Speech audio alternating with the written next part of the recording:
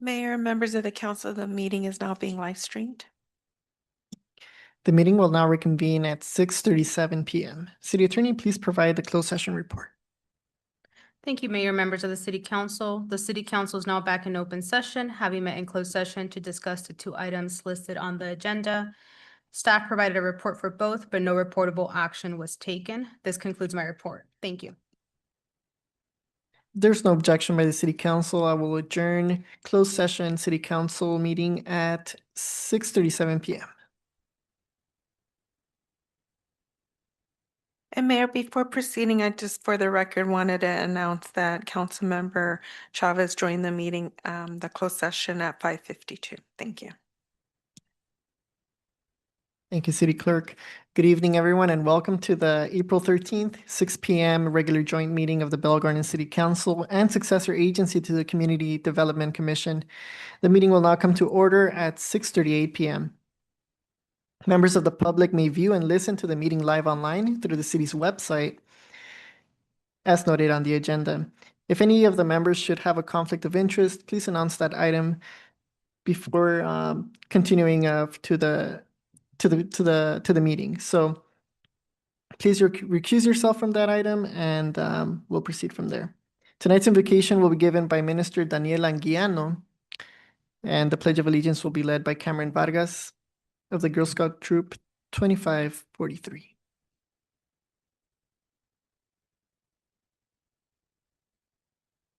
Thank you, City Mayor and City Council members. If we can please stand on our feet as we come before God. Heavenly Father, we just want to thank you for this wonderful opportunity that you give us to be here in this evening.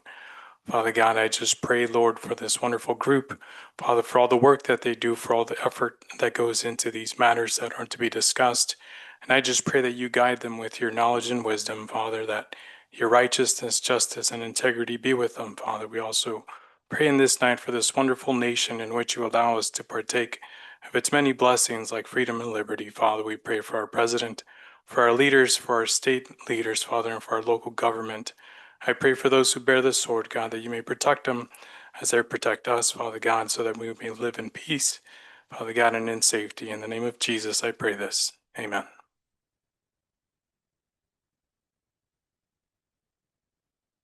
Face the flag. Put your right hand over your heart. Ready, begin. I pledge allegiance to the flag of the United States of America and to the republic for which it stands, one nation, under God, indivisible, with liberty and justice for all. You may now be seated.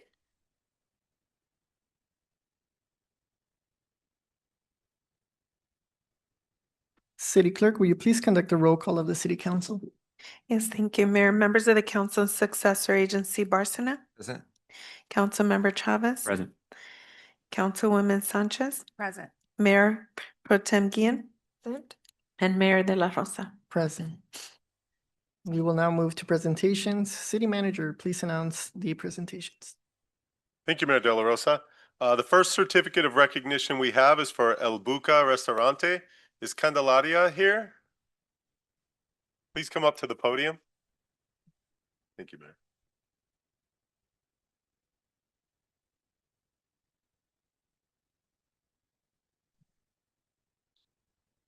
Hola, Candelaria. Buenas tardes. Muchas gracias por venir el día de hoy a esta junta. La razón por que la invitamos el día de hoy es para darle un certificado a usted y su restaurante. Jorge y yo hemos visitado este restaurante un par de veces y la verdad, pues es pura calidad. Personalmente, mi favorito es el de el molcajete mar y tierra. Delicioso. Pero bueno, le voy a leer el certificado y aquí es lo que dice. Certificate of Recognition honoring El Buca Restaurante. The Bell Garden City Council proudly recognizes El Buca Restaurante and commends you for your dedication to delivering the highest quality of Mexican seafood. We are delighted to have you and your family-owned business restaurant as part of our community, enriching Bell Gardens with your exceptional seafood. As you celebrate your one-year milestone, we applaud you for your continued growth. You have already become a cherished local favorite, and we extend our best wishes for your continued success. growth, and prosperity for years ahead. Signed by Miguel de la Rosa and the rest of the City Council.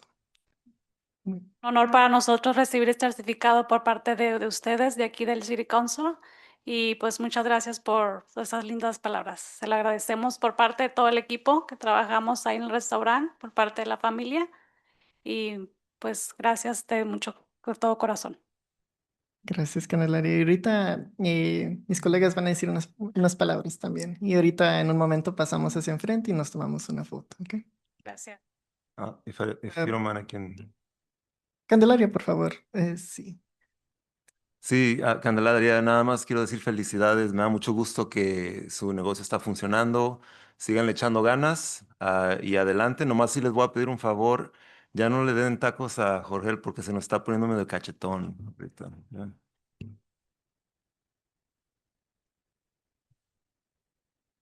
Jorge, ¿qué tacos Pues, estás comiendo? a ver, A ver, ¿cuántos tacos me he comido? Yo nunca he ido. No, no, pues siempre que voy.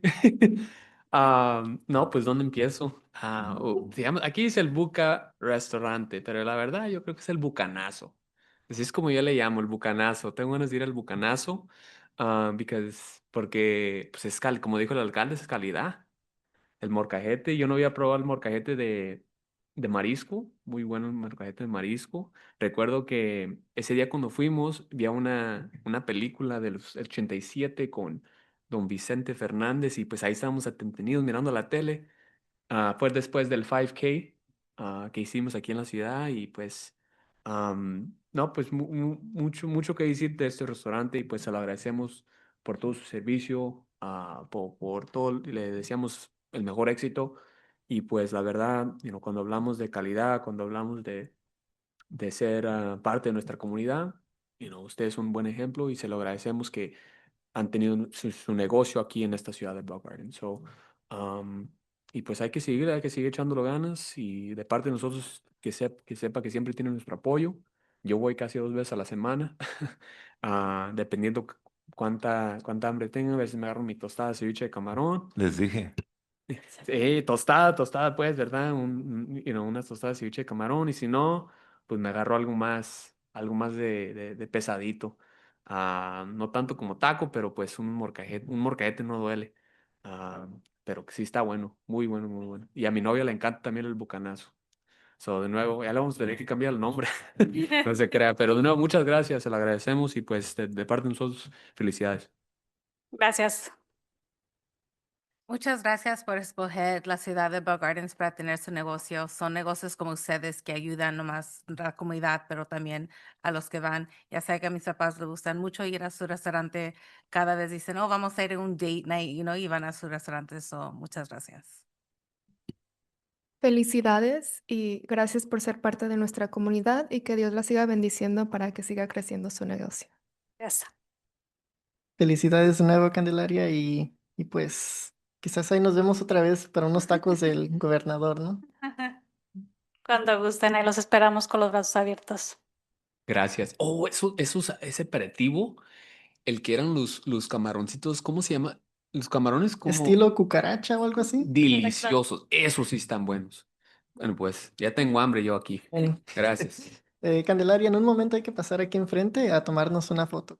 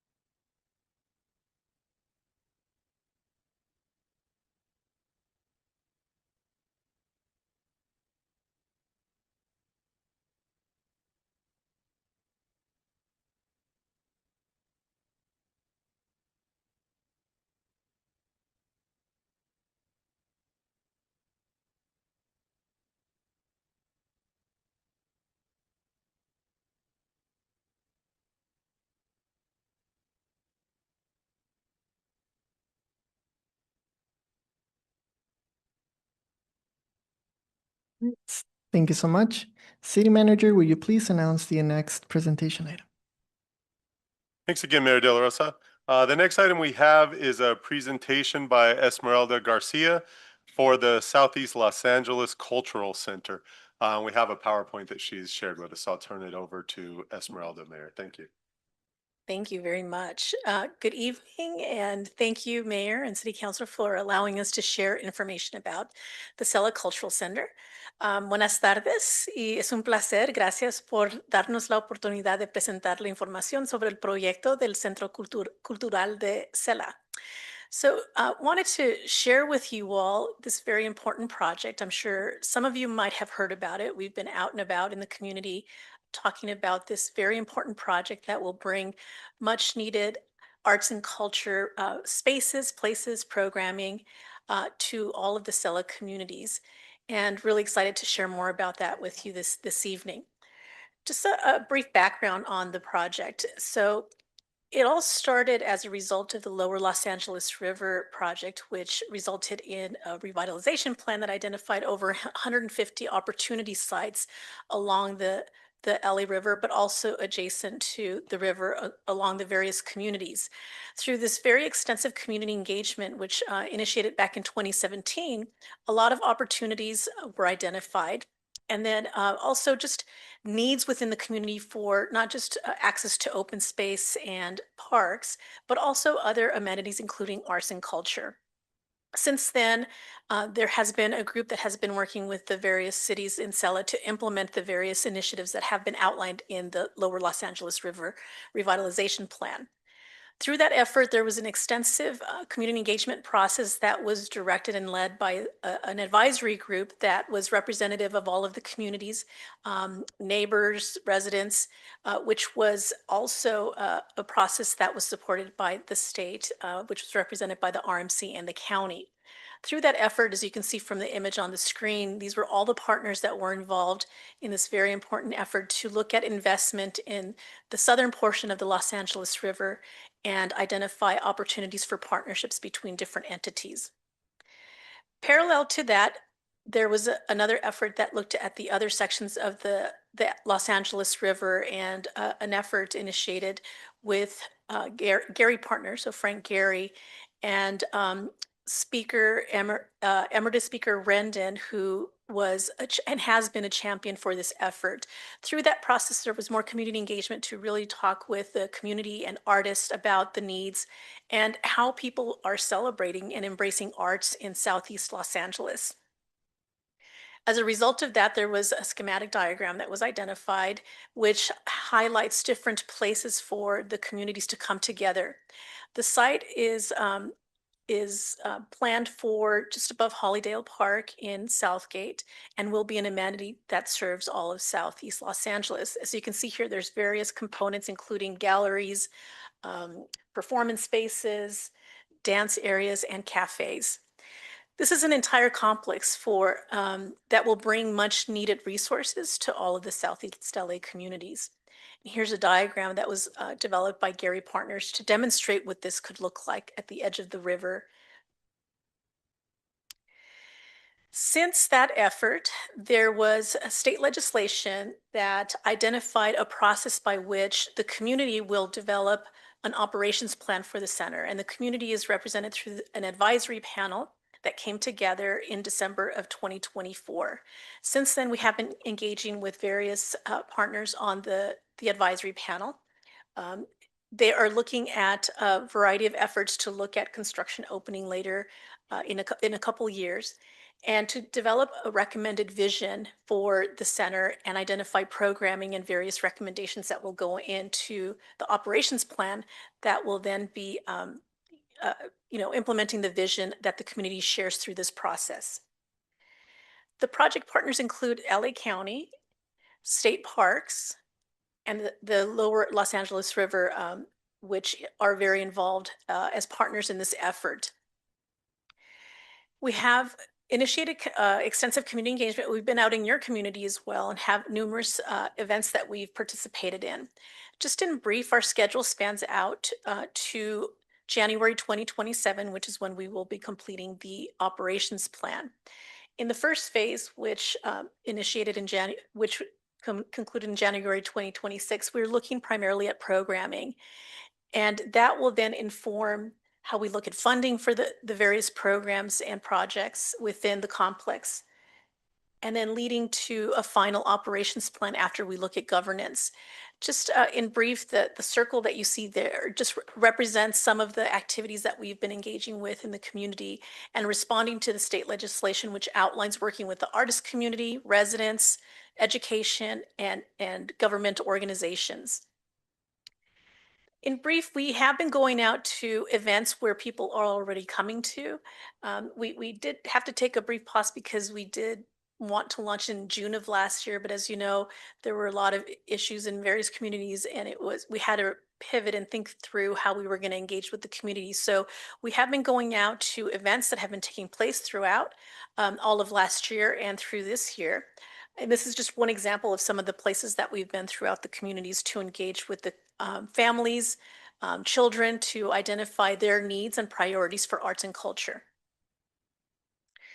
We have partnered with various organizations. This is just one short list, and we have been co-creating content for our media outlets. We've been working with artists to do storytelling, to capture the ideas and what's important to the community. We're happy to continue to partner with you. We understand that arts and culture is very important to your city, and we'll continue to have an ongoing dialogue with you and your community. And if anyone who's watching over Zoom or any of those who are present here, if you are part of an arts organization or you're an artist or engaged with that community, please feel free to email us at info@cellaculturalcenter.org to share your schedule for activities or share your ideas for how we may partner with you. Our website is cellaculturalcenter.org, and you can find all of the information there related to the panel, which means monthly. We just had our meeting last Thursday in Linwood at Bateman Hall. Next month, we will be doing a site visit where the panel will be able to learn more about other centers in Southern California, in the Los Angeles area, that will inform their recommendations for the operations plan. So we invite you to visit the website. There's also a feature in there where you can provide your comments. We're also very active on social media. Please follow us on Instagram and or Facebook. Cella Cultural Center is our handle, and we provide information there on everything that's upcoming. And you can see the highlights and just the beauty that's being shared by families, artists, just the community at large about what they would like to see in the future for the center. We did have a survey that closed at the end of March, but we are also doing, as part of the process, is documenting, gathering feedback on the treasures in all of the communities in Cella. So here you see on the screen a snapshot of a map that's on there that you can go in and drop a pin and share what's important to you. Café con Chisme has been a really popular one that's come up. So has HP, Arts HP, and also the Southgate Museum and others in the community. Anything that you feel is important that we should know about, we're going to continue to gather feedback through the end of the project, which will be in December of this year. So please visit the website to click on the link for sharing your information about what you feel is beautiful in Cella, and we'll be documenting this throughout the process. So with that, that is my very brief overview and introduction to the project, and I'd be happy to take any questions if you have any. Wonderful. Thank you so much for sharing. It's very exciting. So 2 years from now, we're expecting to see the grand opening, right, of the Cella Cultural Center, or what's the timeline looking like? It may be 2 years, maybe around there. Yeah. Oh, that's great. And yeah, thank you so much for sharing. And I'll open up the floor for any questions from my colleagues. Yes, Mayor, if I may, I just have a comment.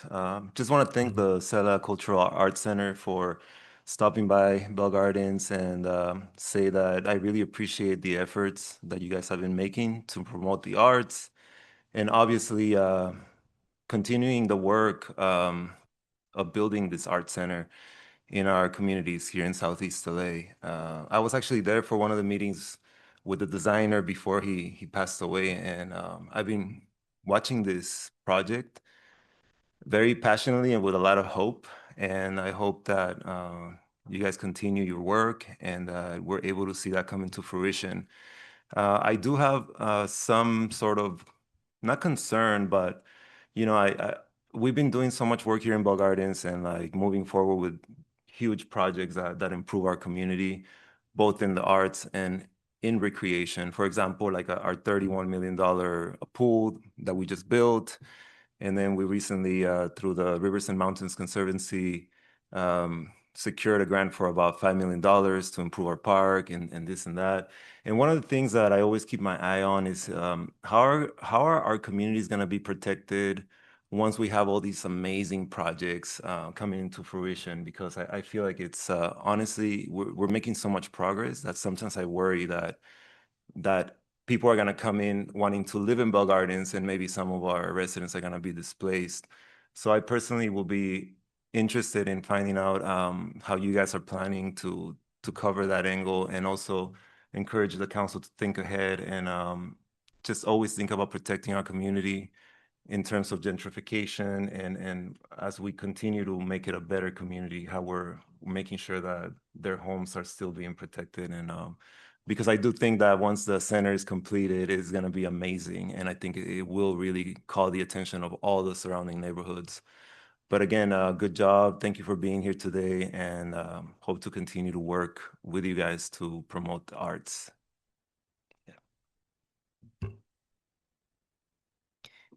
Any other questions or comments? If not, thank you so much. We really appreciate you taking the time to share this information with us. And yeah, we'll keep close eyes on it as we approach the grand opening and continue to stay involved with the surveys and information gathered. Thank you so much. Great. Gracias. Gracias.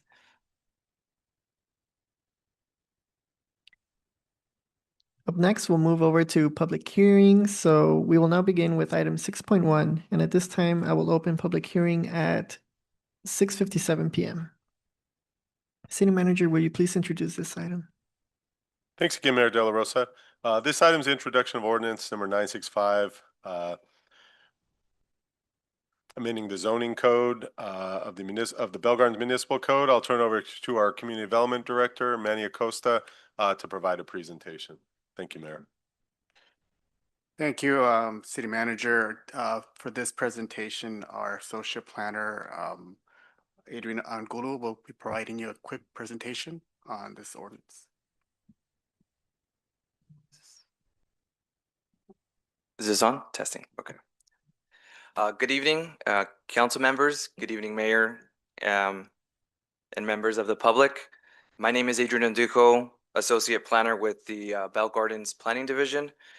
The item brought before you today is to introduce Zone Code Amendment PLN 26-00007. Next slide, please.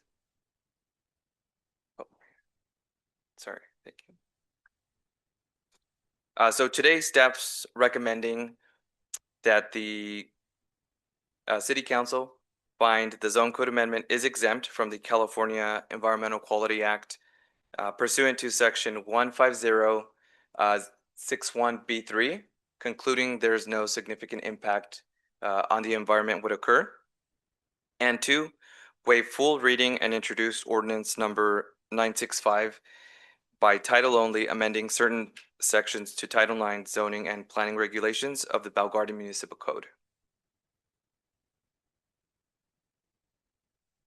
On October 7, 2025, the California Department of Housing and Community Development, also known as HCD, issued a letter to the city of technical assistance requesting that the city revise its zoning regulations to comply with Government Code Section 65583.2 and the city's housing element, specifically Program 6.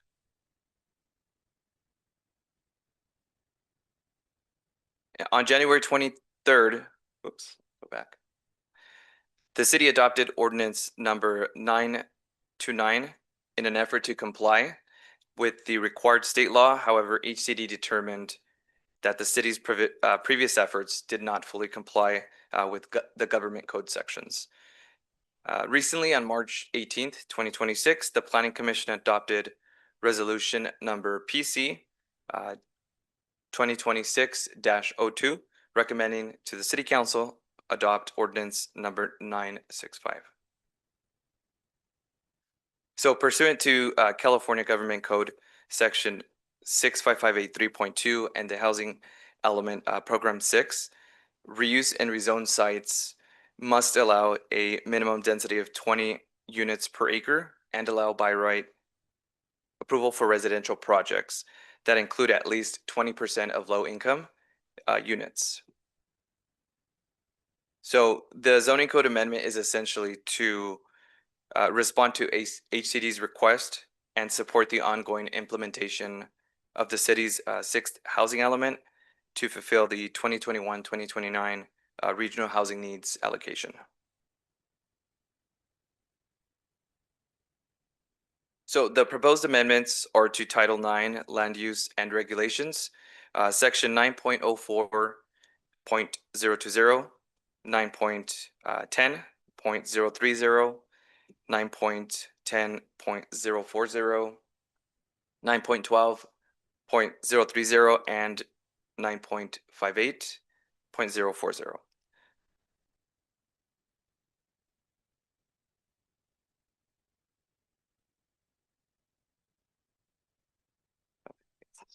Okay. Starting with section 9.040.020, the proposed amendment would add clear language defining by right projects. These are projects essentially that are going to be ministerial, meaning that they do not require discretionary or a public hearing, right? So, however, they would still be subject to objective development standards, city development standards. So section 9.10.030, table 9.10A, the residential land use table, essentially covers residential land uses. The proposed amendment establishes that properties identified in the housing element and in the reuse and rezone sites may be approved by right if the project includes at least 20% of low-income units. This essentially streamlines development for low-income proposals, which allows qualifying projects to move forward ministerially and supporting the housing requirements and the city goals. So moving on to section 9.10.040, the proposed amendments allow reuse and rezone sites to be developed at a maximum density of 24 units. It also introduces a footnote under the density maximum standards, and it essentially reorganizes footnotes within the development standards table.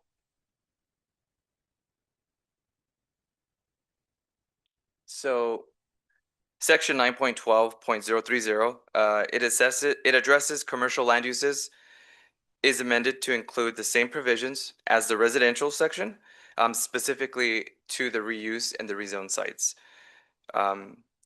Which again, going back to by right, when it's being proposed, at least for 20% of the units are designated for low income. Lastly, section 9.58.040, which pertains to type 3 site plan reviews. It clarifies the properties identified in the housing elements as the reuse and rezoned sites shall be considered by right if the proposed development includes a minimum of 20%.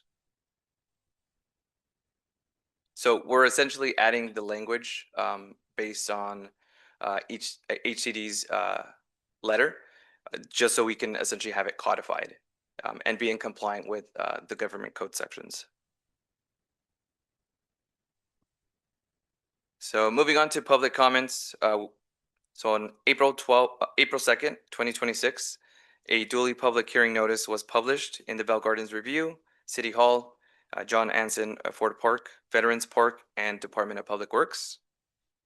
During the Planning Commission public comment period on March 18th, 2026, staff received a public comment from one speaker by the name of Nathan Nunez, who was in favor of the affordability requirements, but it did encourage the city to go beyond the minimum affordability requirements by the state. Lastly, the speaker expressed doubts about SQL language exemption. To close, staff recommends that City Council find the zone code amendment is exempt from California Environmental Quality Act, sections 15061B3, and 2, waive full reading and introduced ordinance number 965 by title only, amending certain sections to Title 9 in the Bell Gardens Municipal Code. That concludes my presentation, and staff is now open to any questions. Thank you.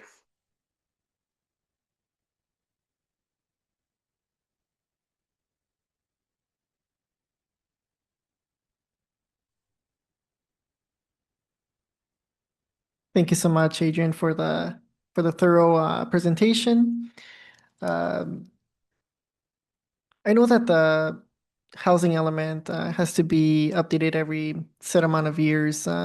Would this primarily cause any effect on what we've already submitted to the state, or at this point in time, we're just amending these pieces of language and we're in compliance, or how do we stand on this? Yeah, good. Thank you, Mayor, for the question.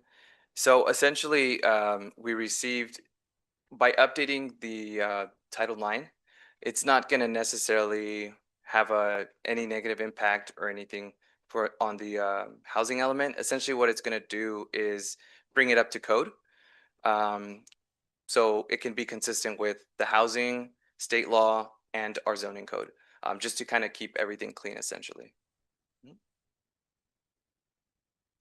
Mayor, if I could add to answer your first question, it has to be updated every 8 years. It's an 8-year cycle. So we'll probably be doing the housing element again in 2029, or have to do it in 2027 actually to meet the deadline for 2029.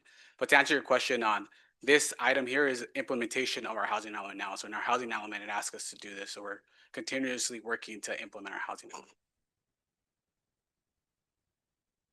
Thank you very much. Fellow colleagues, any questions or comments? Yes, to clarify, to comply with the housing element, there was 2 things that you guys said initially for to be in compliance with 965, that it was going to be 20 units per acre, but then when it was revised and it was unstated that there would be 24 units per acre, regardless of density. So is it 20 or 24 to be in compliance? Yes, thank you, council member. To that question, it's 20. Well, what we've done is codified 24 units per acre. The law requires it to be 20. However, our housing element for those specific sites, the way we've penciled out the units, the calculation comes out to 24. So if we were to approve the 20, we wouldn't be in compliance with our housing element. Other cities have it directly at 20, so they're just able to do 20. For us, we have to do the 24 to be in compliance with both the state law and our housing element. Thank you.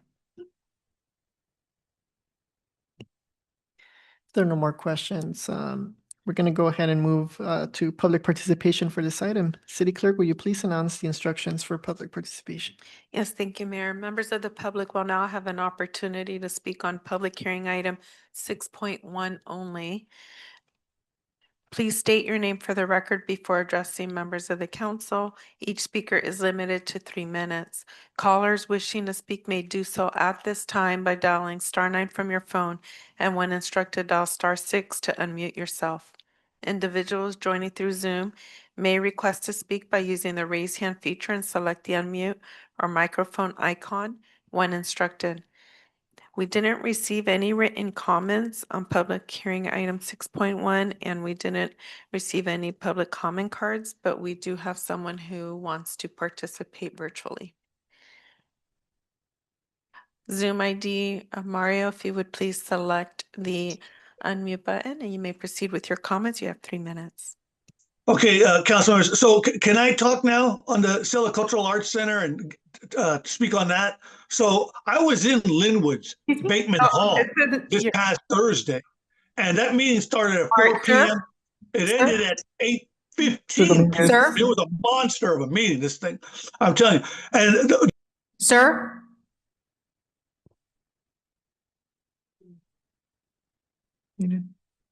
Mr. Dominguez, just to clarify, this public hearing is specifically only for item number 6.1. And to add to that, you may comment on the Stella Cultural Center item on non-agenda.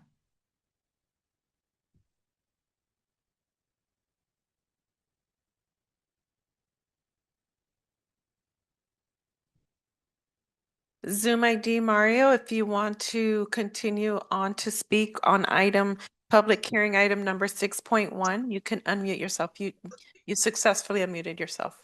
No, that's it. Thank you. Thank you. Thank you, Mr. Dominguez. City Clerk, any other comments? There are no Online. further comments for this item. Perfect. If there are no more questions or comments, I will now close public hearing at 7:10 p.m.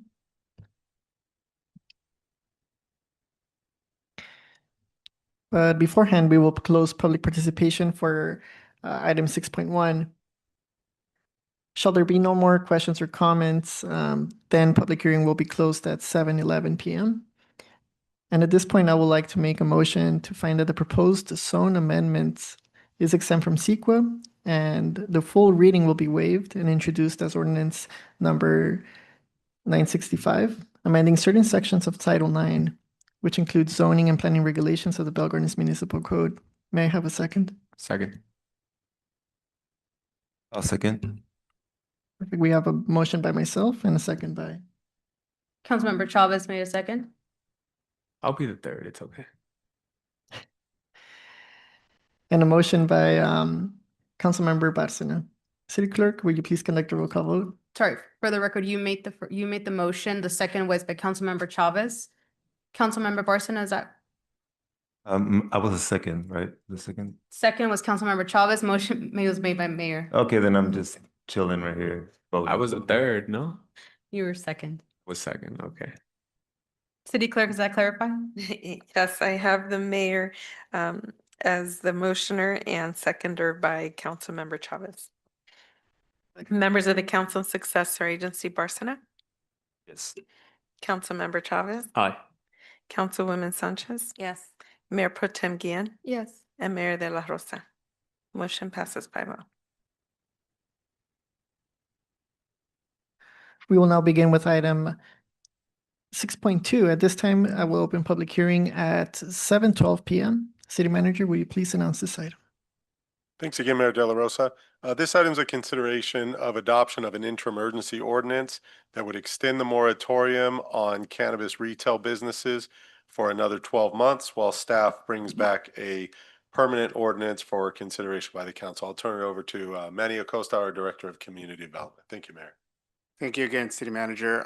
Today, for this item, City Planner Alfonso Hernandez will be providing you a brief presentation on the urgency ordinance.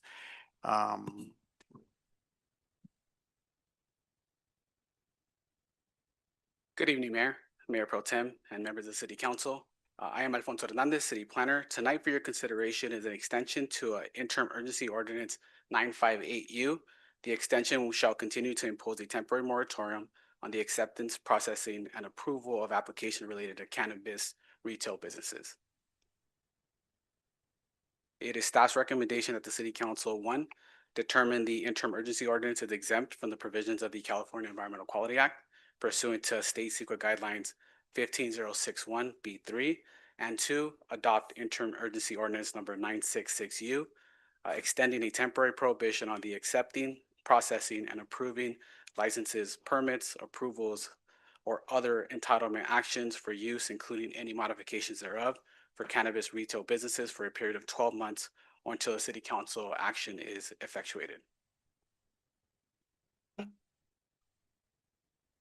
On June 26, 2023, the City Council adopted ordinance number 934, conditionally allowing cannabis retail uses within the city, particularly in cities' commercial and industrial zones.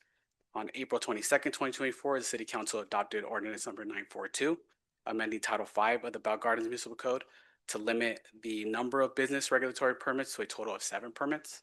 On May 12th, 2025, the City Council requested that staff prepare an interim urgency ordinance that would enact a moratorium on all applications related to cannabis retail businesses.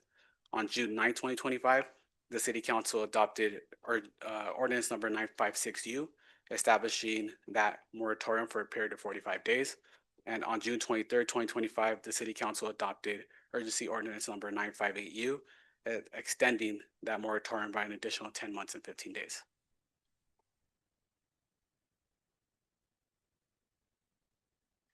The proposed urgency ordinance will enact a temporary prohibition on accepting, processing, and approving all applications related to cannabis retail businesses, including licenses, permits, approvals, modifications to previous approvals, or other entitlement actions. Due to the city's 2.5 square mile geographical limitations, applications for cannabis retail businesses are increasingly located in close proximity to sensitive uses, posing an immediate threat to the public health, safety, and welfare of the community. The urgency ordinance is intended to protect and study the potential impacts of the overproliferation of cannabis uses within the city, thereby reducing the potential negative impacts, including exposure of cannabis to minors. In addition, the moratorium aims to ensure community stability and protect the economic vitality of existing businesses. Staff will report back with findings and recommendations prior to the expiration of the ordinance.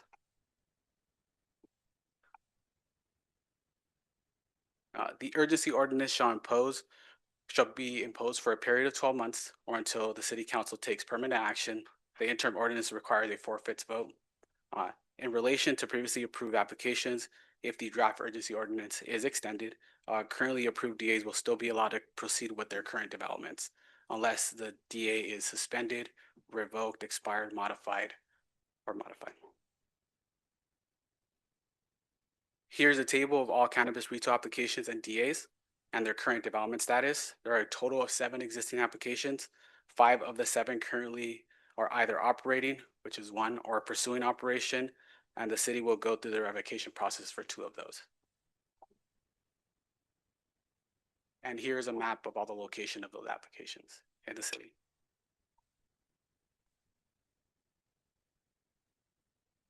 In conclusion, it is staff's opinion based on the findings stated in the ordinance that the city council may approve to extend the interim urgency ordinance.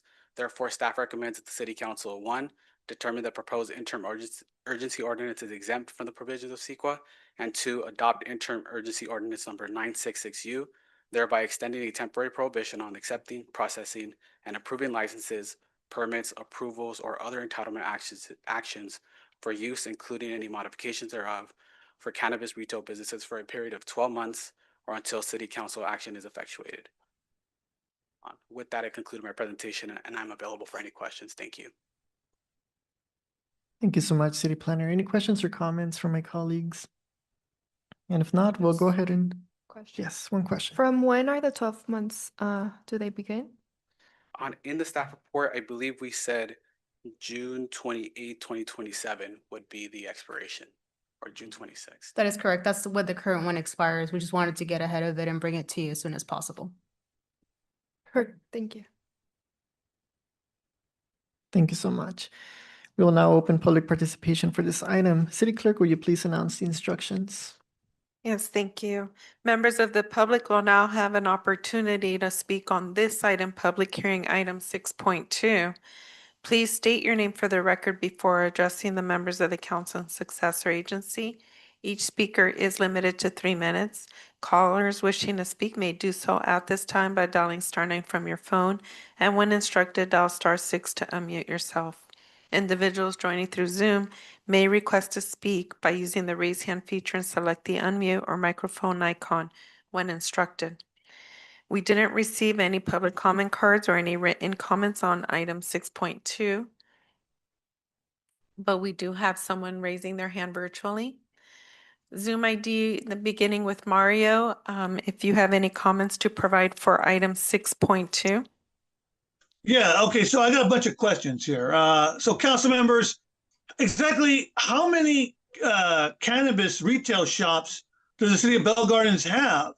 Because I haven't read the item report, but in your presentation, since you guys got 5 up and running with 2 on the way, I think that's great. You just put a cap at that, leave it at 7. I mean, you don't want to, go overboard here, then be riddled with a bunch of cannabis shops and then they pop up like liquor stores. They're all over the place. So yeah, I think that's a smart move. Just keep the cap at 7 and call it quits there. And but I would like to know officially, how many cannabis retail shops does the city of Bell Gardens have? I think that's a smart move. Just keep it at 7. The other question I want to ask is, and I hope you guys are smart enough to do this, did the city of Bell Gardens pass a cannabis sales tax? Because, you know, what's the point of having all these shops if you're not profiting and collecting that revenue? I mean, you guys are a bunch of suckers if you guys didn't pass that cannabis sales tax, so your city can generate that revenue. So some clarity on that. Officially, how many cannabis shops does the city of Bell Gardens have up and running? Keep the cap at 7. That's great. You don't need to go any more than that. And then, does the city of Bell Gardens have a cannabis sales tax? All in with that. Thank you. Thank you. That's all the comments we have at this time. Thank you so much, Mr. Dominguez. At this point in time, we will now close public comment on item 6.2. If there's any questions by my fellow colleagues, I would like to place a motion. If there's no objection by the members of the City Council, I will close public participation for public hearing item 6.2. Again, if there's no questions,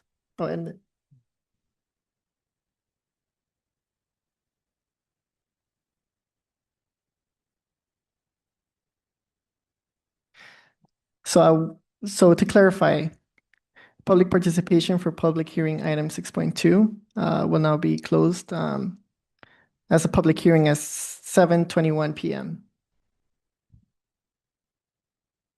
Any questions remaining by my fellow colleagues? I would like to place a motion to find that the interim urgency ordinance number 966-U is categorically exempt from CEQA, and adopt the interim urgency ordinance number 966-U.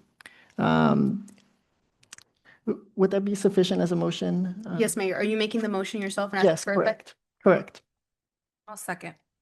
We have a motion by myself and a second by Dr. De Leon Sanchez. City Clerk, will you please conduct a roll call vote? Yes, thank you, Mayor. Members of the council and successor agency, Barcena, Yes. Councilmember Chavez, Aye. Councilwoman Sanchez, Yes.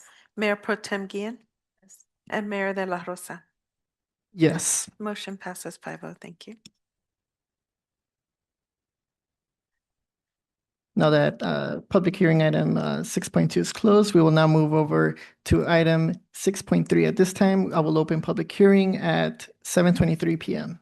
City Manager, will you please announce the item? Yes, thanks again, Mayor De La Rosa. This item is a public hearing to consider authorizing the execution of an energy services agreement with ABM Building Solutions for energy conservation improvements and adopt a resolution making findings pursuant to the government code to approve related equipment lease purchase agreement. So this is essentially a phase 2 to a project that we did about 4 years ago for energy conservation improvements, where the energy conservation savings pay for the improvements of those projects and for other projects as well.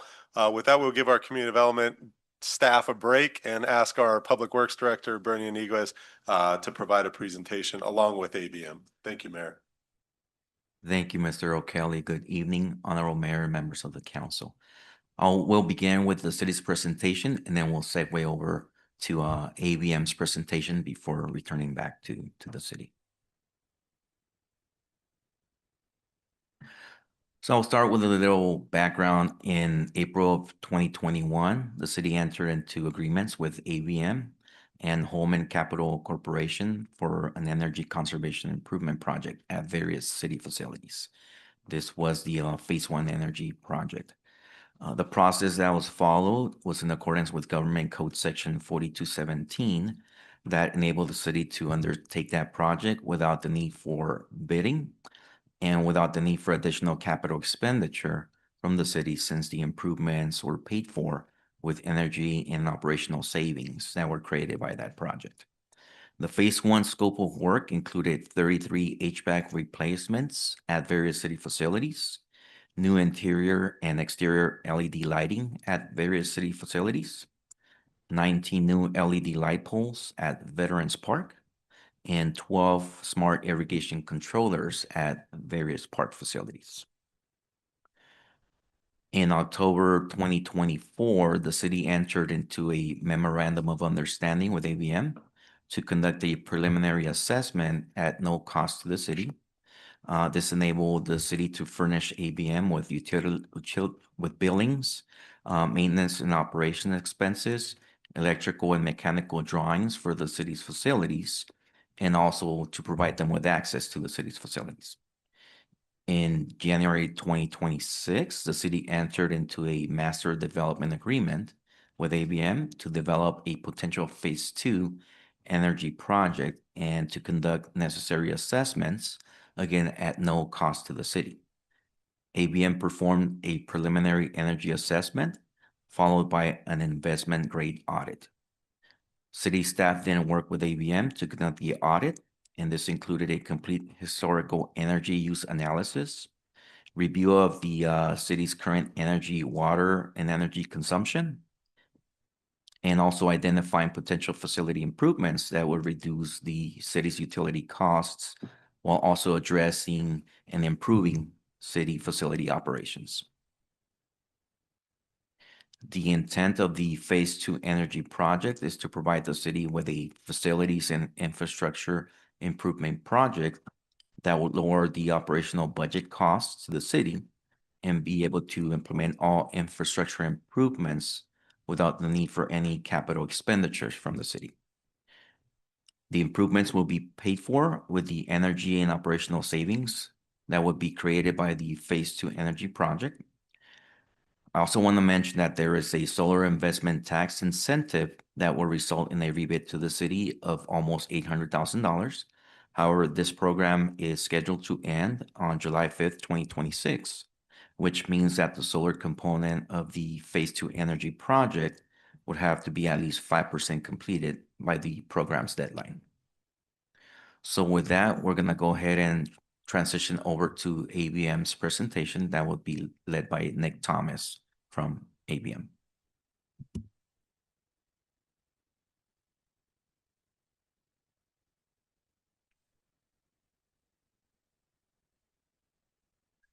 Good evening, Mayor, council members, and city staff. Thank you for having us. We're very excited about this project. My name is Nick Thomas, and I'm with ABM Building and Energy Solutions. I'm here with my team, both in person and virtually, and my counterpart, Katarina Lindemann. Hello, I am a business development manager through the HVAC division, and I've been working closely with the city for about 4 years now. I've assisted with different equipment replacements as well as your guys' HVAC maintenance contract and emergency calls. We're here this evening to present Phase 2 Energy Conservation and Facility Upgrades Project for the City of Bell Gardens.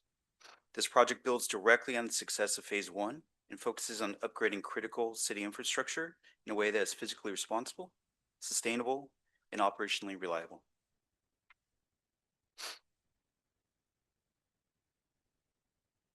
As Bernie had mentioned, getting into the details, there's an initial concept discussion and preliminary analysis at the end of 2024, development of preliminary findings, execution of a master development agreement, detailed project development, and now bringing the construction contract forward to council.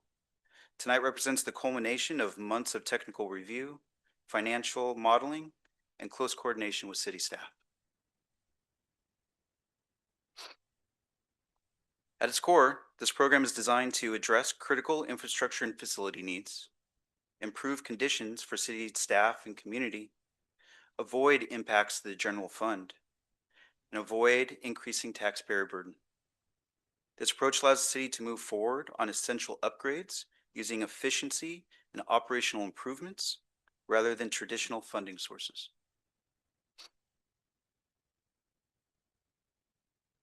ABM is already a trusted partner to the City of Bell Gardens.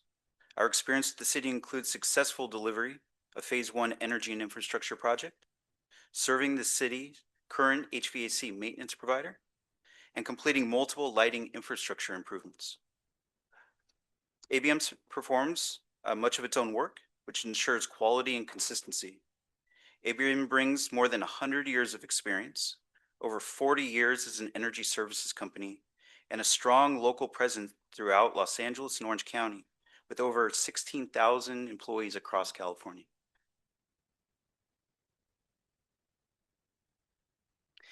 ABM has extensive experience delivering complex infrastructure projects for public sector clients similar to the City of Bell Gardens. Examples include work in active city facilities, parks, and public spaces, where operations remained open during construction.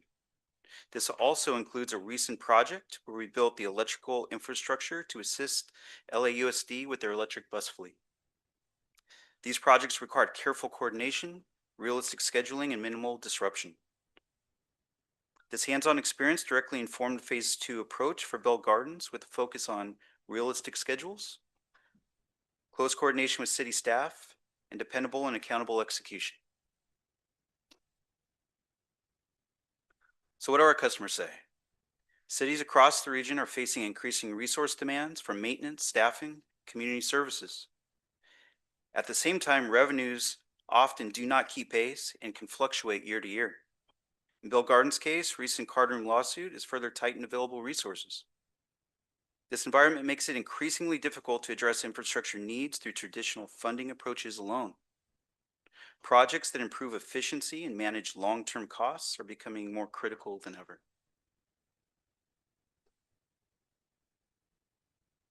A strong indicator of success moving forward is proven performance.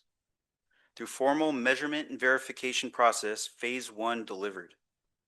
Guaranteed savings that exceeded expectations in every reporting year, growing annual cost avoidance, and excess savings returned to the city.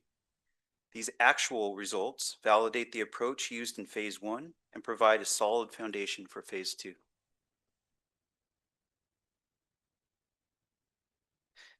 The Investment Tax Credit, ITC, is a federal incentive that reduces cost of clean energy projects such as solar.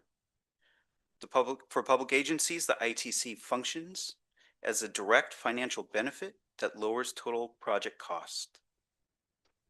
The proposed Ford Park solar project qualifies Bell Gardens for a 40% solar incentive. The incentive value is $795,000. However, this incentive is tied to a hard deadline. It expires July 5th, 2026, and the project must meet 5% completion by that date. If the deadline is missed, the incentive is forfeited. Advancing Phase 2 now allows the city to secure nearly $800,000 in outside funding, materially reduce the net cost of the project, and capture funding at a time that is limited and not guaranteed later. I do want to stress that we still have time to meet this incentive. So, but quick action is needed in order to take advantage of that incentive.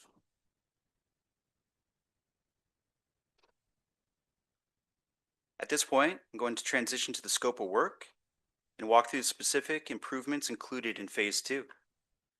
Phase 2 supports the city's 2026 Climate Action Plan, but it also addresses very practical day-to-day needs around comfort, reliability, and growing energy demand.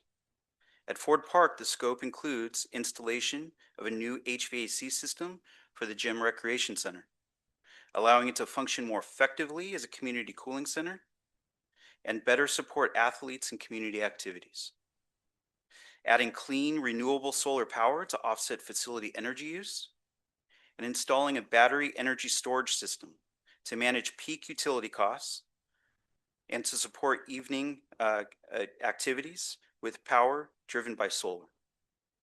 Together, these upgrades improve comfort, reduce energy demand, and strengthen long-term resilience at Ford Park. Building on the improvements at Ford Park, we shift the focus to citywide resiliency and reducing long-term operational risk, particularly during power outages or emergency situations.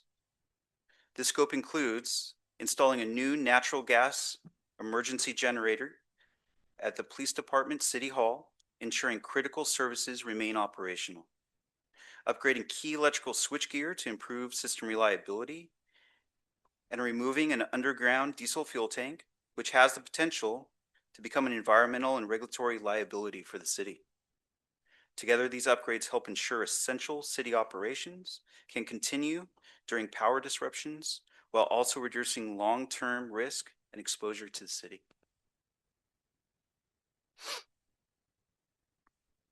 Signage and visible communication have been a clear priority for this council and for the city, and Phase 2 directly responds to that need. The project focuses on strengthening how Bell Gardens communicates with residents, using locations people already know and trust and visit regularly. Phase 2 includes bringing the city marquee signage back online, which has been out of operation for many years, and is a familiar communication tool for the community. Installing a new digital sign at Ford Park, and installing a new digital sign at Veterans Park. Both parks are heavily used community spaces, making them ideal locations for timely and visible city messaging.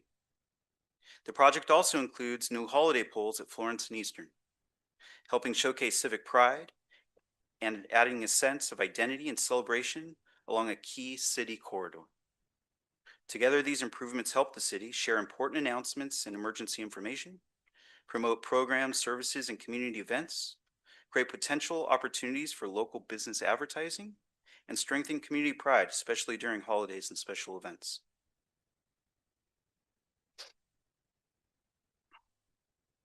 In addition to the more visible projects, Phase 2 also includes important behind-the-scenes upgrades that help keep the city facilities operating safely and reliably. These improvements include electrical switchgear upgrades and emergency generator hookups at Public Works facility, irrigation pump replacements at Ford Park, and HVAC modernization at Marlowe Park classrooms, better supporting children's programs and cooling center functions. While these upgrades may not always be visible to the public, they are essential for long-term safety, reliability, and day-to-day facility performance. To help bring everything together, this provides a clear snapshot of the full scope we just walked through. It summarizes the Phase 2 improvements, facility by facility, giving a straightforward view of what's included and where the work will take place across the city.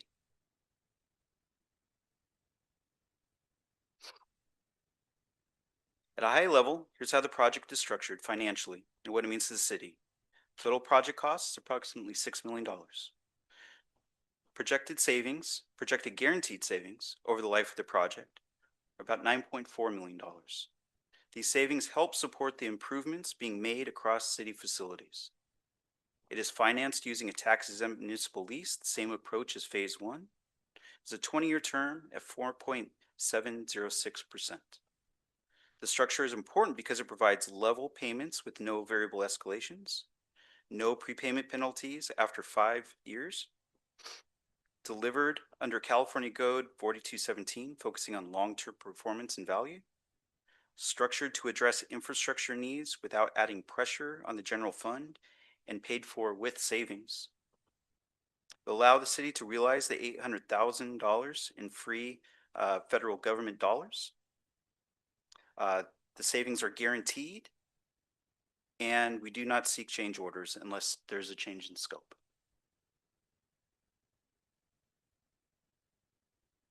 So why move forward now?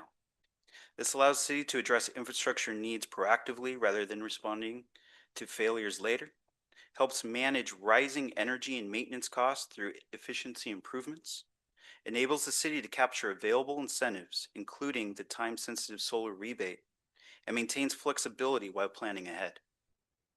This benefits the city by providing a stronger resiliency and emergency preparedness, improved cooling centers and facility reliability, reduced environmental and regulatory risk, and continued progress toward climate action plan goals.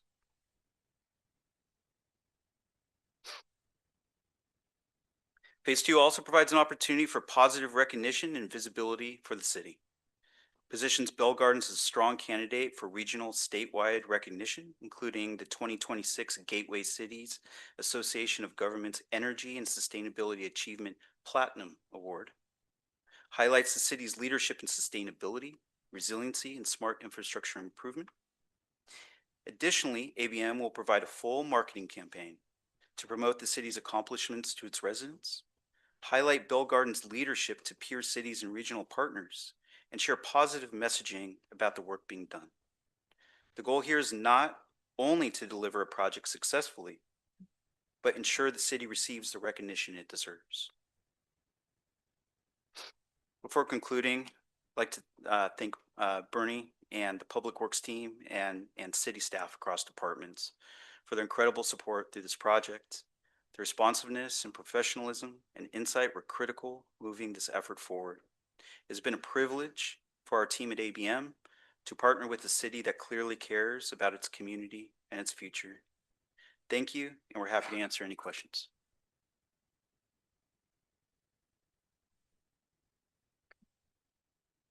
So with that, we'll return back to the city's presentation.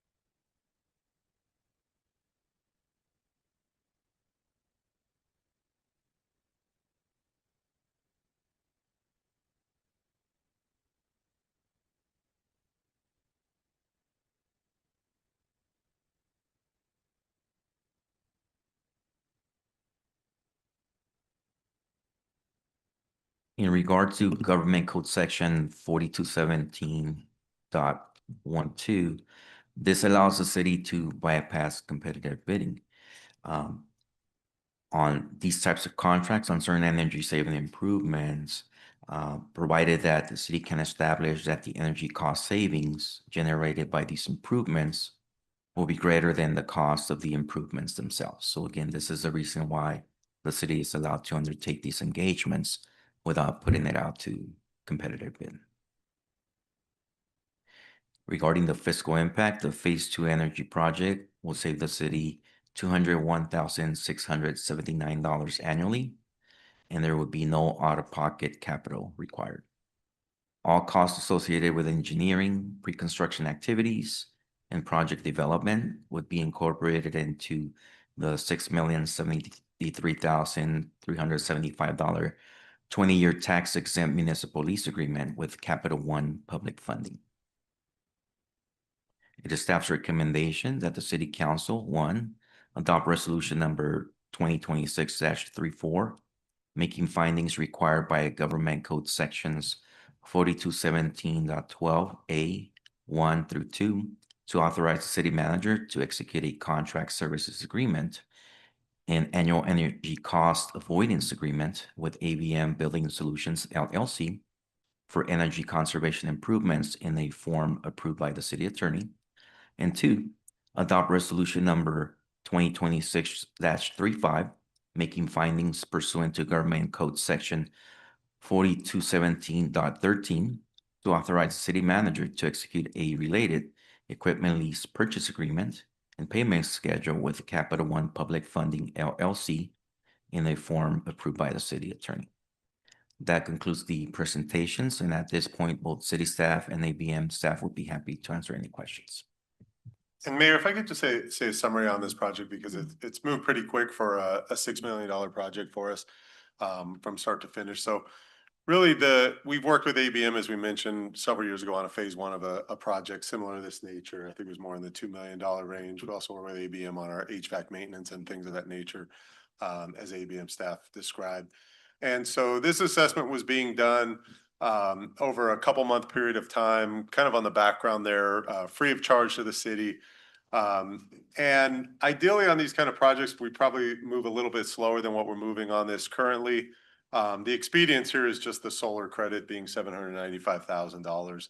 I think without the expedience of that required by that deadline, we probably would move a little bit slower, maybe another meeting or two slower for more discussion. But I think what it boils down to is an opportunity to get $6 million of projects done. A lot of projects that not on purpose, but happen to just line up with the climate action plan that was here at the last meeting. Some of the big picture ones that we don't have funding for, that we've been seeking funding for some period of time, I think the big one that strikes me is the HVAC system at the gymnasium at Ford Park's a multi-million-dollar project, and we've sought funding and haven't been successful in receiving that from a number of angles, not just so it's cool or warm in there while people are playing, but even just from a resiliency perspective, if there were fires or earthquake or something like that, or an extreme heat event for people that don't have air conditioning or don't have heaters, or if people needed somewhere as a as a respite from some kind of emergency. And then also just things like our antiquated generator that we have over near the police department that's got a 10,000 gallon diesel fuel tank below it that we're not exactly sure why we would ever need or have that much fuel. And then projects that aren't so much energy efficient, but just the holiday poles, funding mechanism for that. Also for the monument sign here at Florence Place and Florence, and then also to provide additional signage at Veterans Park, Ford Park. That would be similar to what you see with our large billboards out on the highway, except for they'd be of a smaller scale, obviously, but where residents would see them, so we can market services and then possibly also gain some ad revenue from local businesses and that might want to market on the screens as well. And then on top of all of that, the fact that there's a guarantee that the energy savings costs actually pay for the projects is another benefit, the solar credit. And then even just from a time perspective, I think not knocking our public works department, we move fast, but we're also a government agency. So the speed at which we move on projects, I think is naturally a little bit slower than it is, at least than what we saw with the ABM Phase 1 project. That project moved so quick that by the time the project was done, just from my own perspective, I thought we probably had at least a year to go. I didn't realize the project would happen that quick because it's not as quick as we move on our project. So I want to make sure the council understands from a staff perspective, we're not trying to hard sell this project.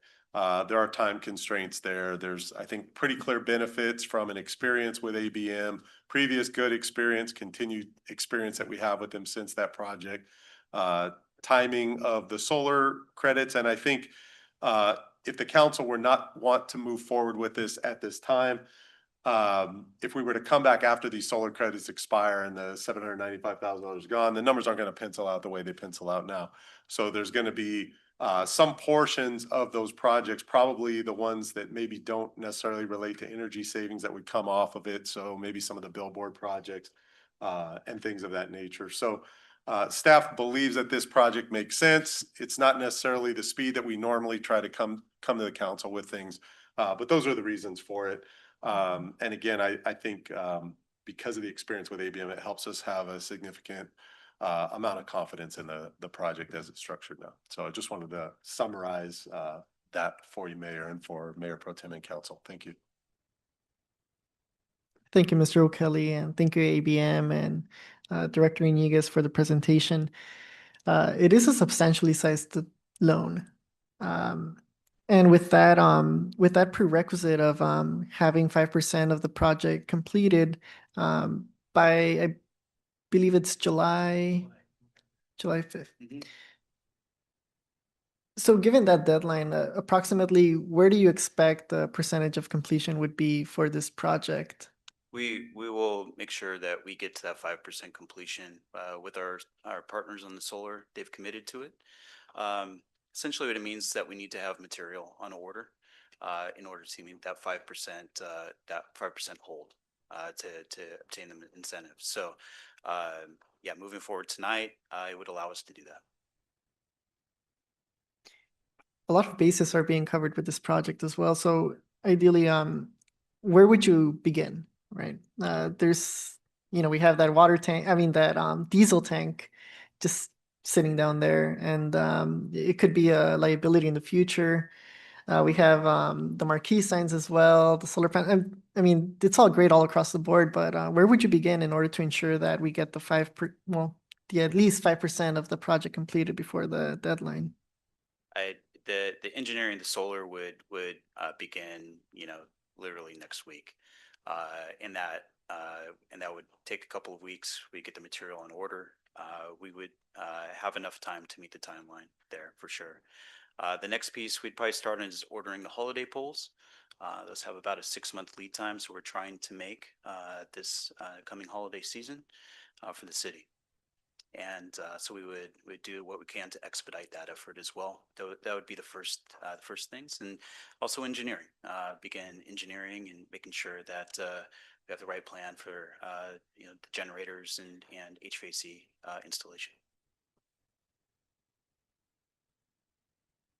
Given the timeline, would it be wise, this question is directed more so to staff, given that we do have billboard districts, could we get that on well, if the motion is in favor of this project moving forward, would it be possible to add it onto the agenda, the Planning Commission's agenda, to have the billboard district discussion in place, just so we have more of a streamlined process for the marquee signs at the Veteran Park and Ford Park locations? Mayor, I'm sure we can, but I don't know if that would impact the city's ability to have our monument signs or the 2 signs at Veterans Park or Ford Park. So we could expedite them nonetheless, but I'll see if Manny has anything to add to it. I don't believe the billboards or signs that are fixed on the public facilities require any type of zoning change if they're on the streets or public right-of-ways, which we're already working on for the change out of some of the billboards. But that's a zoning code that we would do because they're on private property. Thank you so much. And that concludes my questions at this point in time. I will open up the floor for council for any questions. Yeah, going back to the 5% completion in order to qualify, that's part of the contract, right? And what are the consequences in case that's not feasible? Yeah, it is feasible. It will. We have guarantees that it will happen. The lift to get there is not great. Again, it's more of a placing material in order and showing that we place that material in order. So there's a bit of engineering that has to happen. It could take a couple weeks, and then as soon as we place that material in order, then we meet that 5%. And if it doesn't, what would happen? You guys cover the cost, or is it how, I don't know if we need clarification from legal or anything. Well, that would be considered a breach of contract, so that would be a whole separate discussion to be had. All right, thank you. We're going to meet the 5%. Any other questions or comments? No, I just think, with the timeline, I think it's being stressed, right? That is something that we're looking at for cost savings. And so the fact that you sound so confident that you're going to get it done by July 5th, I'm hoping that that's the case. And I think all of these upgrades to many of our facilities here in the city are needed. So I'm excited to see the project, come through, but I definitely want to see that confidence and make sure that deadline is met. So thanks. Absolutely. I have another question, if I may, Mayor. So the interest is about 400,000. How much do we have in our reserves for the city? So I just want to clarify, Councilmember Barcena, that the annual payment of I'll call it 435,000, I forget the exact dollar amount. So that's the principal, effectively the principal and interest, but it's a level payment on the lease. So what we'll do is basically reduce our budget for utilities costs by the same amount as the payment that goes out to make the payment. And then just the short answer on our general fund reserves, I think currently we said about $17 million. That's all. Thank you. And Councilman, I just want to say if there was not cost savings to cover the cost of the project, then that there's a guarantee built into the agreement. And we've had experience on that guarantee being successful on phase 1. We wouldn't recommend it at this time, just from a financial perspective, is just to do the project.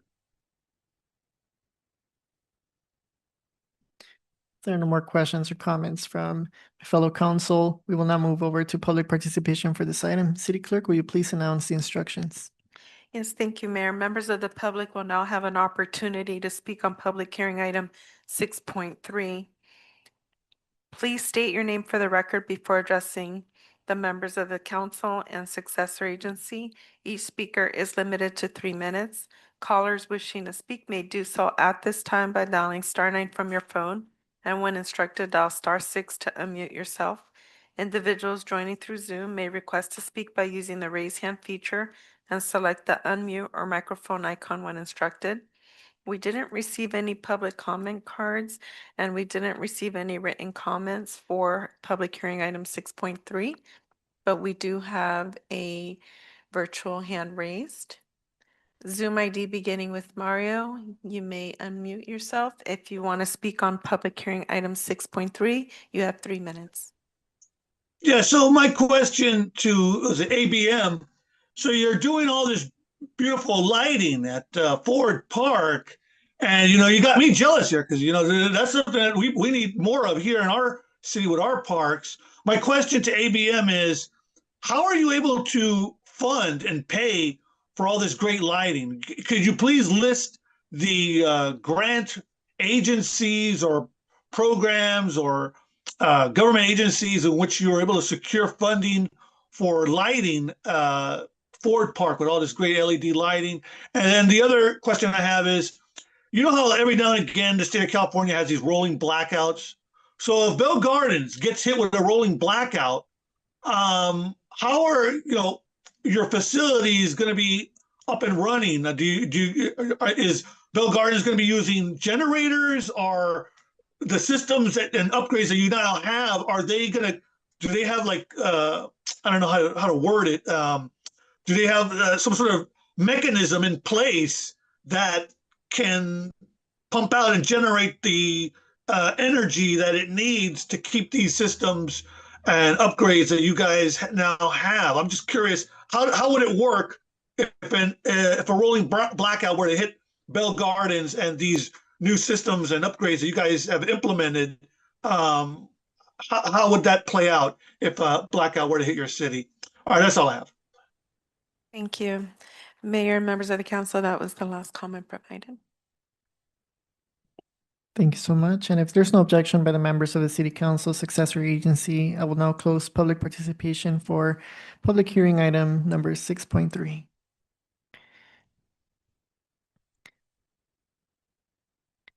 Now, we'll move over to questions and comments. I think Mr. Dominguez brought up a good concern regarding the rolling blackouts. My understanding is that the generator would then kick in and then provide power to the affected locations, right? Or how would this work? Would it have to be directly connected to certain facilities? Do we get to pick and choose which facilities will get that stream of power in case of an outage? How would that work? Yes, Mr. Mayor. The backup power would be here at City Hall and the police department. The generator that's existing would be replaced.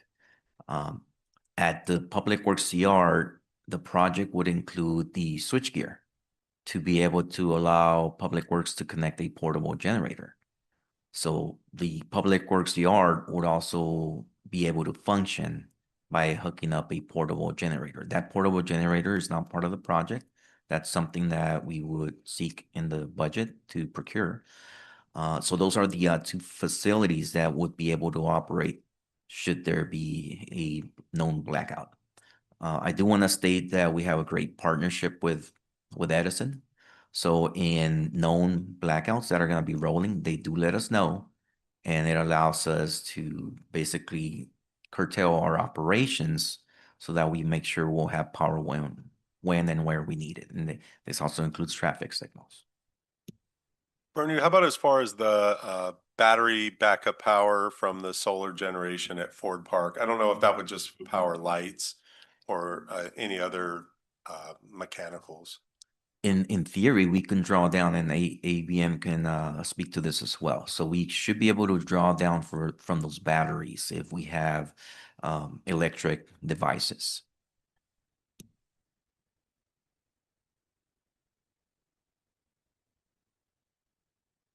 Will be installed at Ford Park. will allow for a period, if you were to lose power, the power can be pulled off of those batteries. Those batteries are being charged by the solar. So there's the option for the solar to provide the power to the facility, and if not, then the battery backup is there. The battery backup's not intended for long-term use, but it can get you through a certain, small period of time. Thank you so much. Any other questions or comments from my fellow colleagues? If there are no more questions or comments, I will now close public hearing at 8 p.m.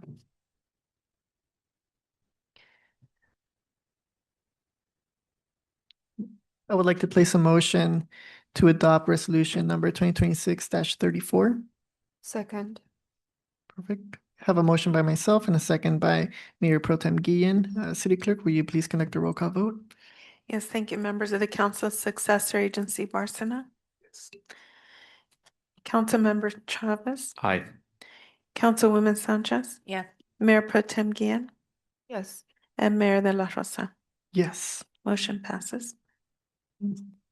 We'll now move over to public participation for items not listed on the agenda. Public participation is now open. City Clerk, will you please announce the instructions for public participation? Yes, thank you. Members of the public will now have an opportunity to speak on items not listed on the agenda. Please state your name for the record. Each speaker is limited to 3 minutes, subject to an overall 30-minute period. Callers wishing to speak may do so at this time by dialing *9 from your phone, and when instructed, dial *6 to unmute yourself. Individuals joining through Zoom may request to speak by using the raise hand feature and select the unmute or microphone icon when instructed. We did receive a public comment card, and we will hear from them first. And we didn't receive any written communications for non-agenda items. Thank you so much, City Clerk. For non-agenda items only, may I have Irma Lopez?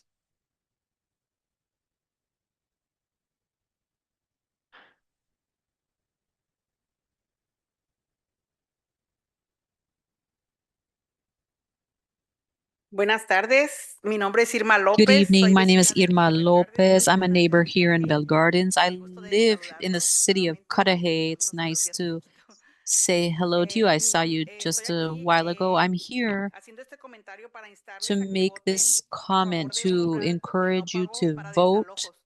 La gente con las redadas de against ICE, evictions. muchos residentes de aquí de Bell Many Gardens, de todas residents las ciudades here in Bell básicamente, Gardens, in all cities basically, están siendo are desalojados being evicted justamente en cierta manera porque unjustly existe mucho miedo in por a las way redadas de ahí. Las personas because vivimos con temor de salir a la calle, a los we trabajos. live with Cuando fear of recientemente going sucedieron esas out redadas, on the streets when todas there las are personas, no sé si se fijaron, las calles vacías, raids. sin I don't know carros, if you inclusive noticed, aquí but the streets are nuestro empty without concejal cars here. Jorge nos defendía aquí en las calles, Council etcétera, member cosa que Jorge aplaudo. was Pero ahorita defending us estamos here out in the sufriendo las streets, which I consecuencias que nos están applaud, but now we're desalojando suffering the grandemente por consequences of falta de being pago o evicted porque no for completamos el not mes de la renta a tiempo. paying or for Entonces not yo los paying insto on para que voten time the por una rent. moratoria, por So I'm favor, encouraging para you to no vote for a desalojos. La moratorium gente necesita on esto. Hay evictions. un People programa de need apoyo para la help. There's a renta, pero support no podemos program acceder a él for porque rent, but we el can't requisito es que los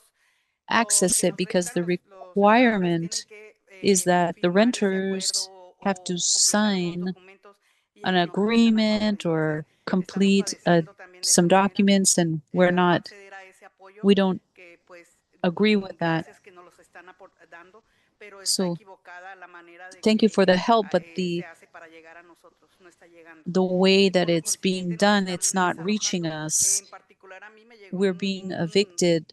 me tardé 7 días en I pagar la was renta, late me pasé 7 2 días days del límite paying the el rent. I 5 y went ya 2 me llegó mi days carta de 10 past días. the limit on Entonces, the 5th, es bien and I triste got the y es bien 3-day lamentable que esté notice. It's sucediendo very esto. sad. It's Ahí very estamos todos unfortunate that this has estresados viendo happened. de We're all dónde very sacar, simplemente stressed trying prestando to porque no nos alcanza la verdad el dinero. get Mi together the esposo también money, se quedó borrow.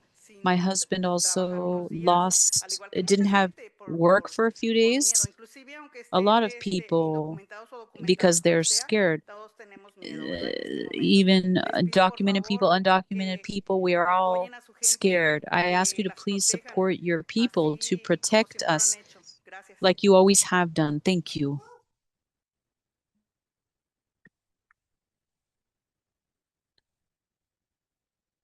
City Clerk, are there any more public comments? online? Yes, we have one virtually raised. Zoom ID, beginning with Mario. If you would please select the microphone icon and proceed with your comment on non-agenda items. Okay, so I'm a resident here in Southgate, and tomorrow we're gonna have our city council meeting, but at the last Southgate City Council meeting, I went to City Hall there to push my council members and instruct them to put an item for the next city council meeting, which is tomorrow, to, for them to determine whether or not we should have a call-in feature or Zoom so we could be in compliance with Senate Bill 707, which requires cities and municipalities to provide some sort of call-in feature or teleconference thing. So the Director of Administrative Services says, we're going to have an item on the agenda on the April 28th City Council meeting.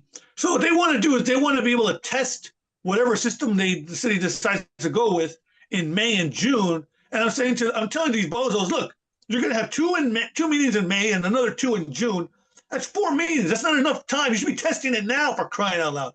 So we'll find out what they're going to do. We have a street here in my city called Tweedy Boulevard. And we had a planning commission meeting last week.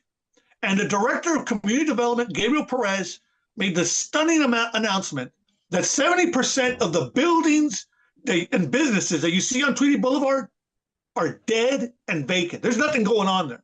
70%. We got buildings here that are like 30, 40, 50 years old. They look like trash, for crying out loud. If I were a general in the military, I'd call in an airstrike and bomb the whole goddamn street and say to the director of community development, go build your city. Go develop and build the hell out of your city. Go ahead. There it is right there. Because that whole street looks like garbage. But imagine having a key corridor in your city, council members, where 70% of the buildings and businesses are dead and vacant. 70%. That's one of the key streets here in Shitgate, and there's your economic development. There's your business community, for crying out loud. So I'm sharing this with you, council members, as a word of caution. If it could happen in my trash heap of a city, it could happen in yours. I'll end with that. Thank you. That was the last public comment. Thank you very much. If there's no objection by the members of the City Council successor agency, I will close public participation for non-agenda items. And at this point, before we proceed with the next item, we'll take a 15-minute recess. Thank you.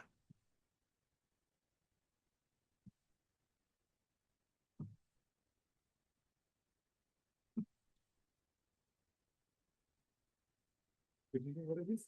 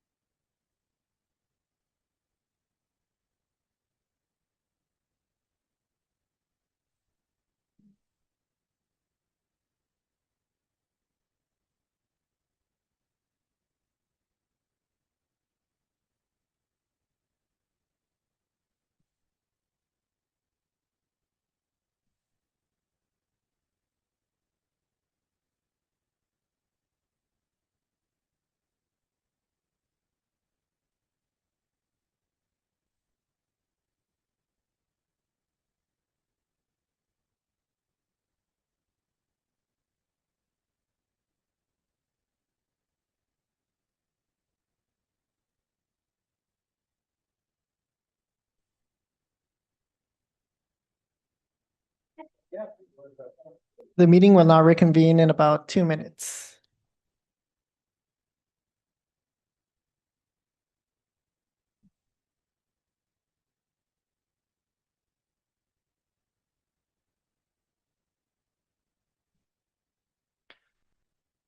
Mayor and members of the council, the meeting is now being live streamed.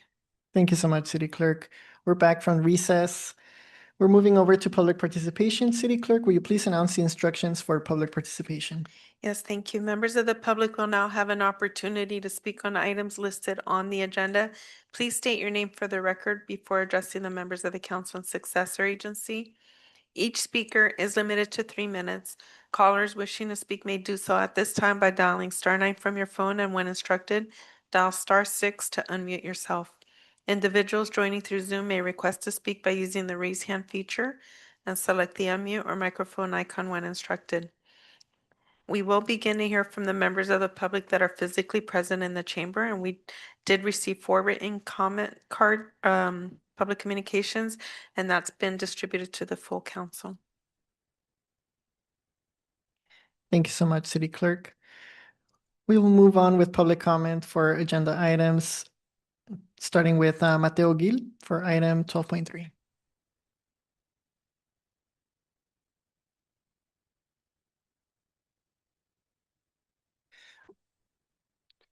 Hello, City Council. My name is Mateo. I'm an organizer with East Yards and also a member of Caracol, which is a housing collective helping support tenants in Southeast LA. So today, I just want to say, firstly, thanks for opening up this item for discussion. I'm referring to 12.3 and looking at the non-payment threshold, right? We recently helped pass this ordinance in the city of Cudahy and Huntington Park, which gives months a 1-month threshold to pay rent.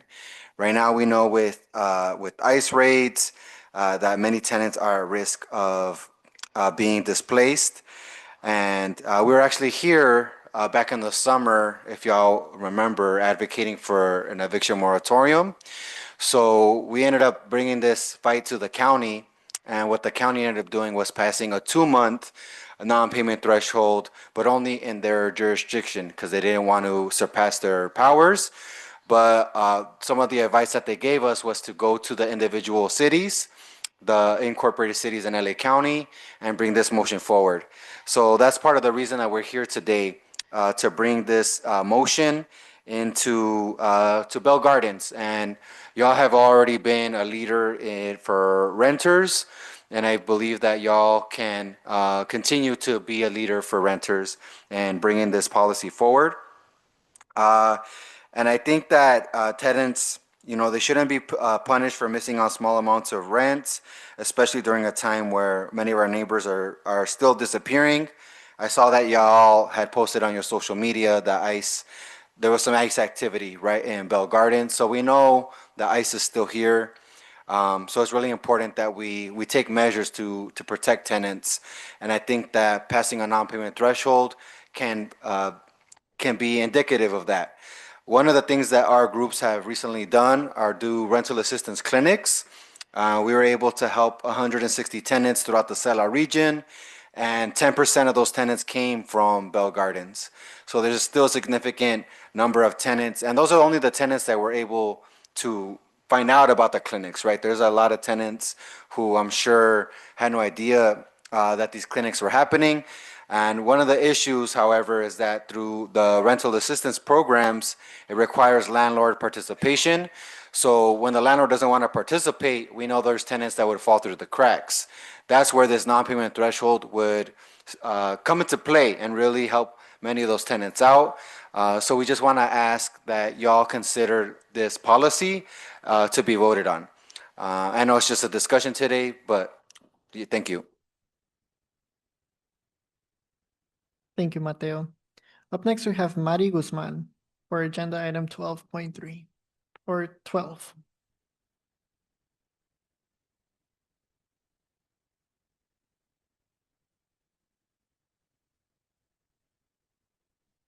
Good evening, Mayor of Bell Gardens and members of the City Council. My name is Mary Guzman, Principal of Heritage Christian Academy.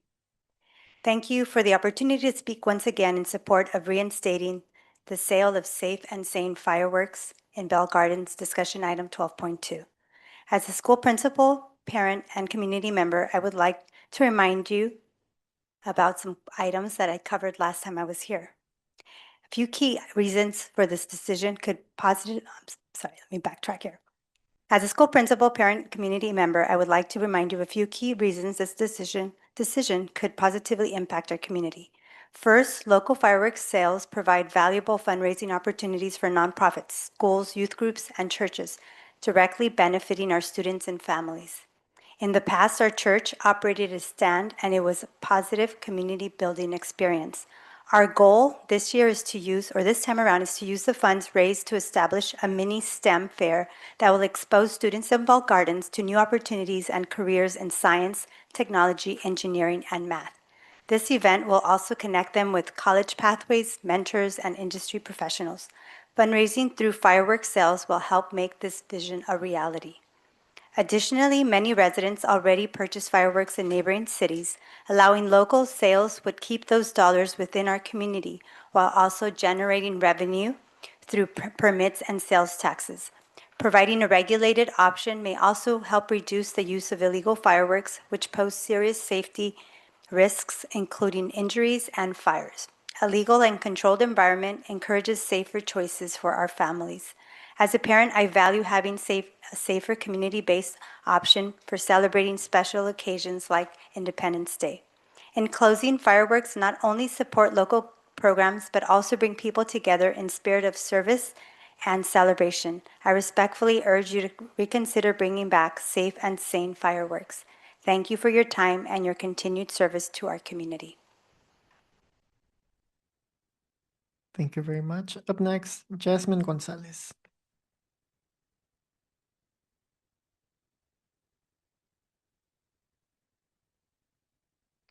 Good evening, council and staff. My name is Jasmine Gonzalez, and I'm a community stability organizer at East Yard.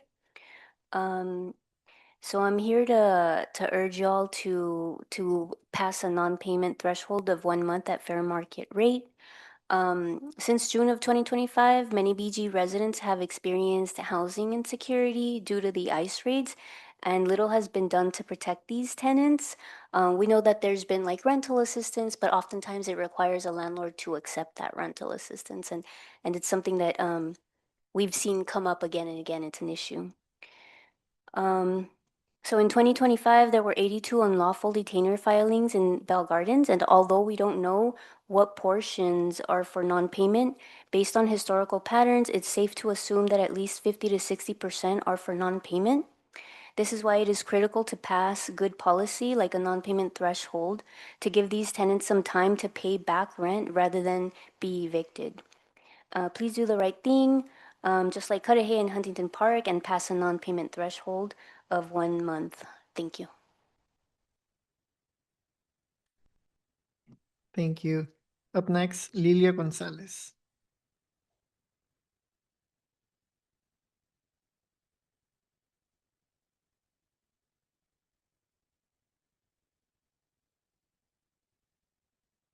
Muy buenas tardes. Soy Chávez. Good evening. Buenas tardes a todos.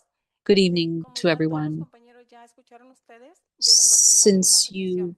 all Igual heard, queremos apoyarles a todos ustedes I've en come sus to make manos the está same petition, and this is comprar in para your no hands desalojo de las personas. Y so porque that sabemos people que are estamos not viviendo una evicted. situación muy We know difícil that y we're no tan solo living in a las very personas difficult que vivimos de situation, un and sueldo mínimo. not Las just personas people who mayores que only también live dependen on one de salary. There su are retiro, people who also familias depend muy on their desalojadas, ¿verdad? retirement, Entonces, yo vengo a families pedir eso being y que evicted. tomen en I've cuenta come to mucho y lo ask pongan en su agenda that, para que en la and that you siguiente please junta include that que on your ustedes tengan, agenda la so miremos that en su on the agenda y nos van a next mirar aquí. Si ya tenía mucho meeting, tiempo que no nos miraban, ya nos van a volver a mirar. we can come to see you. It's been a long time since we have seen you. Gracias. Thank you so much. Up next, Cassandra.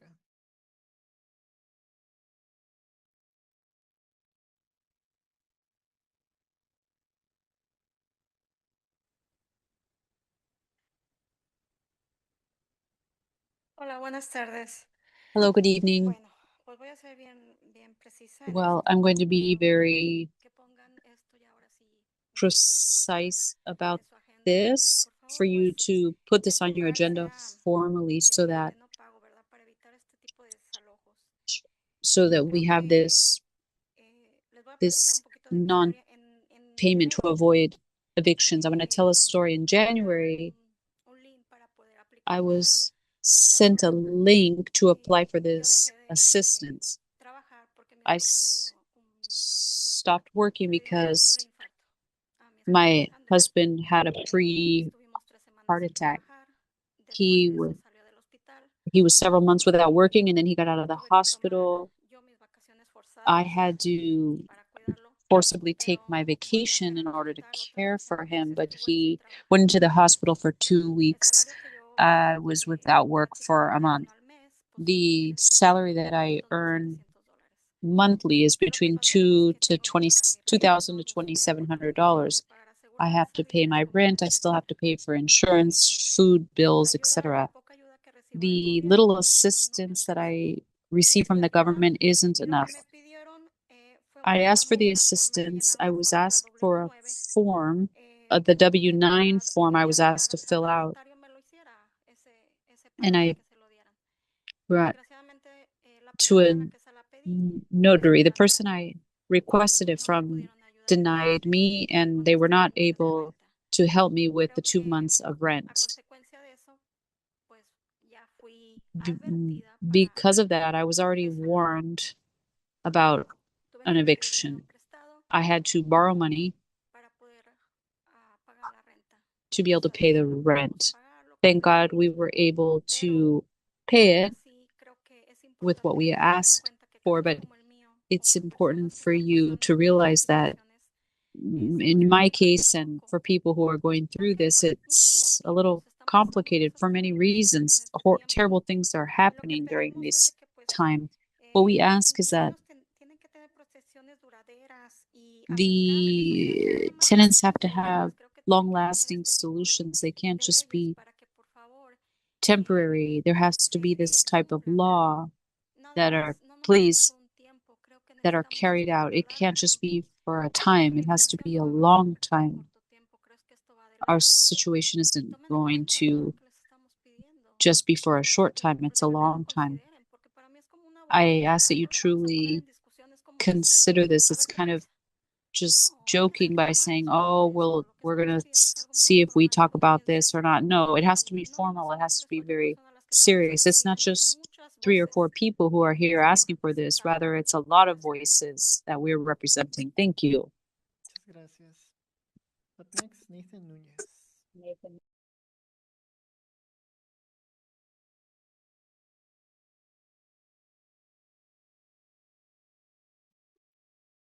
Good evening, members of City Council. My name is Nathan Francisco Nunez, a resident of Cudahy and a member of East Yard Communities for Environmental Justice and Caracol. I'm coming to you all today to talk about passing a non-payment threshold, one that's already been passed in the cities of Cudahy and Huntington Park. I think it's really important now, especially in this time, for Bell Gardens when the city is planning a new transit-oriented communities plan that's on the way that'll be presented this April 15th. To keep in mind tenant protections like this. When great developments like this one coming to Bell Gardens and the greater Southeast LA region with the Southeast Gateway line, they are at risk of the raising of rents and displacement from the gentrification that comes with these developments. Rental protections like this are the tool and defense, the shield to keep our residents here as these developments, as these raising of rents are going to continue happening. As investments and money comes in, that put our residents at risk of displacement. So I come to you all to not just have this up for discussion, but put this up to a vote to pass this renter protection of a non-payment threshold. The coming crisis, the ongoing crises of not just the ICE raids, but whatever other crises that come, like the fires that came in, put mountains of financial burden on our residents and once again, these are the folks that like make up our communities. So I think it's really important that we pass this non-payment threshold in defense of them to keep the community that created this beautiful city and the beautiful cities of Southeast LA present and ongoing. Thank you. Thank you. City Clerk, will you please check if we have participants wanting to tune in via Zoom? Yes, we have a Zoom ID beginning with Mario. If you would please select the microphone icon, proceed with your comment. Yeah, so I want to hit on that Sella Cultural Arts Center presentation. So council members, this is a $300 million project. They only have 124 million for this sucker thus far. So they need at least another 200 million to hit that mark before they can move forward. And when I spoke, there's a lady who was integral to the help organize and put this thing together with Anthony Rendon's team. Her name is Clarissa Ortega. She was part of his staff and now is part of Jose Salaches' staff, who is my assembly member representative up in Sacramento. And when I was telling her about this project and the sort of estimate of when they think this thing is going to be built and up and running, she said, look, when we were putting this thing together, we were estimating that this facility would be up and open to the public by 2040. So we got a long ways to go before this thing is online and up available to the public. The thing I want to say to the council members, and I've said this to my council members here in Southgate, it is critical that you include the Sella Cultural Arts Center and make it part of your legislative platform.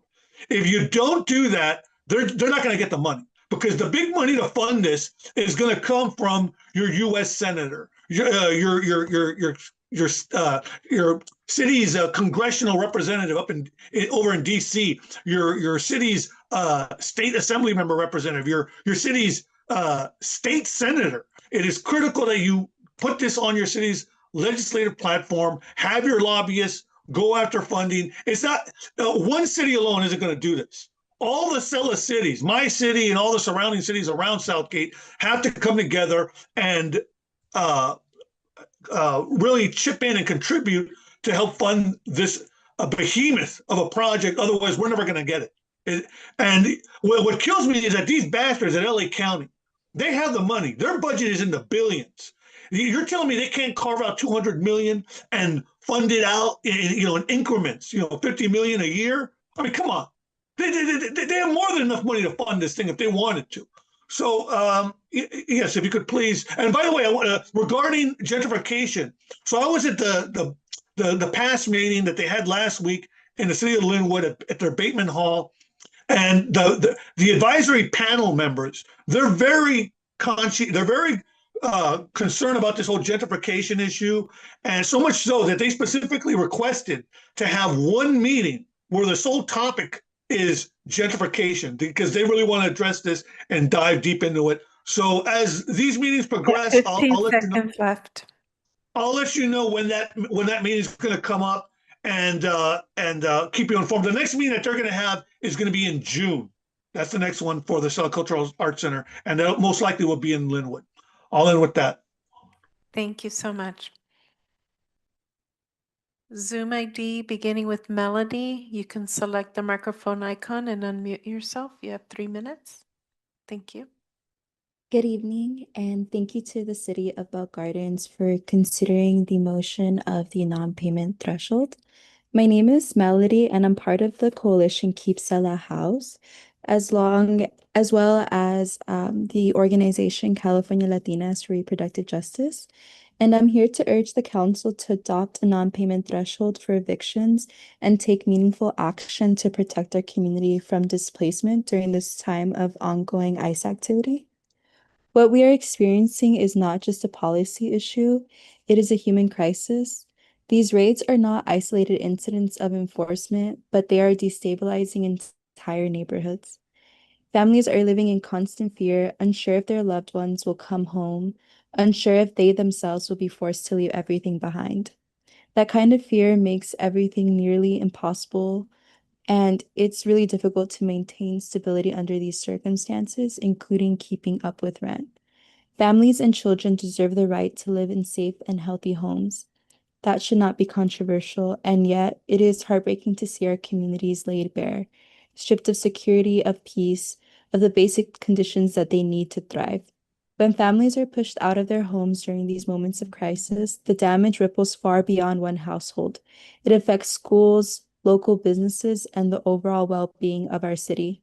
Many tenants have fallen behind not because they were unwilling to pay, but because of circumstances beyond their control. Some did everything right. They applied for rental assistance, sought help, and tried to stay afloat, only to be denied because of barriers outside their control. As Mateo even mentioned, such as landlords not participating in rental assistance programs or being unwilling to. It is unjust to punish tenants for systems that have failed them.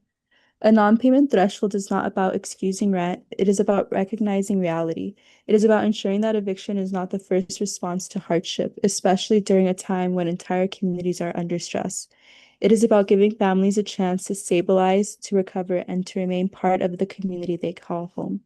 Thank you for your time. Thank you. Zoom ID, John, you may select the microphone icon and unmute yourself. You would have 3 minutes. Yes, hello. Can you guys hear me? Yes, we could hear you. Thank you. You Okay. may proceed with your comment. Got it, got it. Thank you. Yeah, good evening, council members. Yeah, my name is Jonathan. I'm submitting a comment to urge you council members to vote on the non-payment threshold for evictions and to protect our community from displacement while we're facing the ongoing ICE activities in our communities. And these raids aren't just a matter of immigration enforcement. They're definitely a direct attack on the stability and the well-being of our entire city. And, they go beyond just kicking down doors and separating families. They're disrupting businesses. They're jeopardizing the physical and mental well-being of families and communities of Bell Gardens. And, they're definitely essentially a push for white supremacy, considering this on a national level.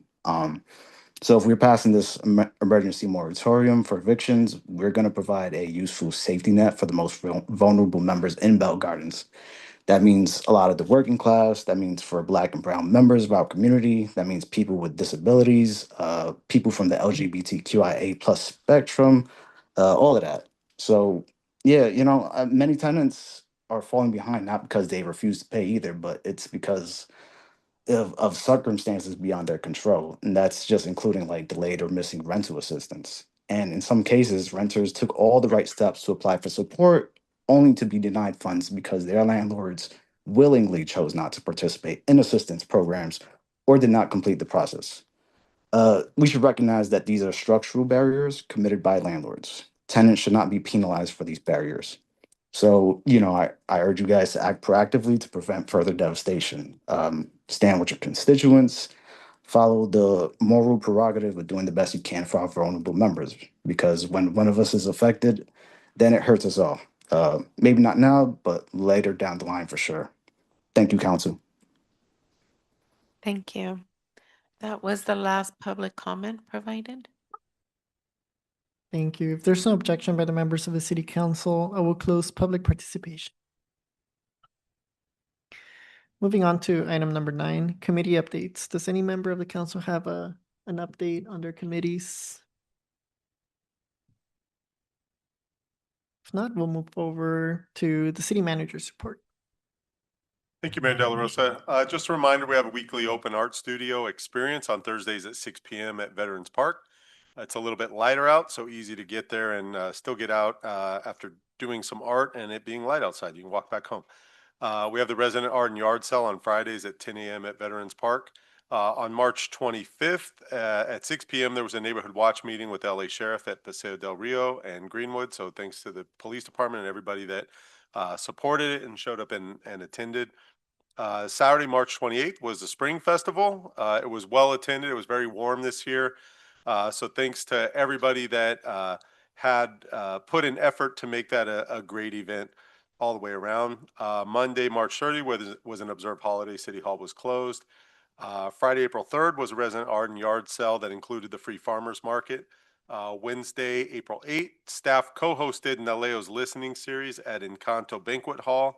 And then also afterwards, there was a Safe Streets for All action plan, open house at Ross Hall. And then also there had been a state of the county for District 4 at the same time up in Commerce. So it was a busy Wednesday evening last week. Saturday, April 3rd, this past Saturday, Community Family Service Center hosted a Managing Debt and Avoiding Financial Mistakes workshop at 10:30 a.m. at Ross Hall as part of their financial literacy program. Today was the first CERT training series. It was over at the Neighborhood Youth Center at 6:30. I believe there's nine training in the series for people to be certified. It's always exciting, and look forward to seeing the graduates be recognized here at a council meeting in the future. This Friday's Art and Yard Sale at 10 a.m. includes the free farmers market. So anybody listening or hearing, there's free, good quality food available on Friday at the farmers market at 11 a.m. This Saturday, we have a city cleanup event at Asmus Park at 8 a.m. And then it moves over to Hannon Park at 9:15. This weekend's a busy weekend. It's also yard sale weekend in Bell Gardens on Saturday or Sunday, so residents don't need to get permits or anything like that. Able to set up a yard sale, garage sale, and get rid of some other things, do some spring cleaning, and make things available to other people that may be in need or may be wanting to buy some things from you.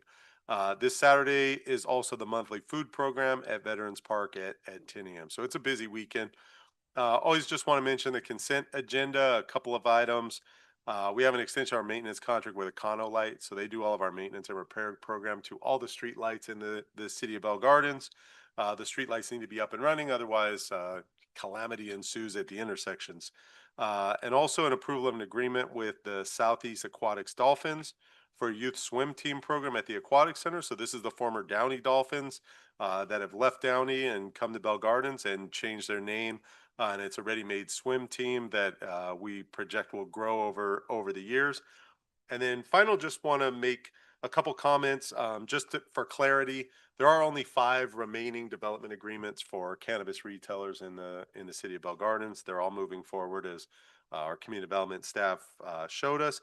And then also looking ahead into June, there are 2 events that look like they are going to materialize. We'll bring some more information back to the council, but one would be a FIFA public viewing event at Veterans Park on Thursday, June 18th.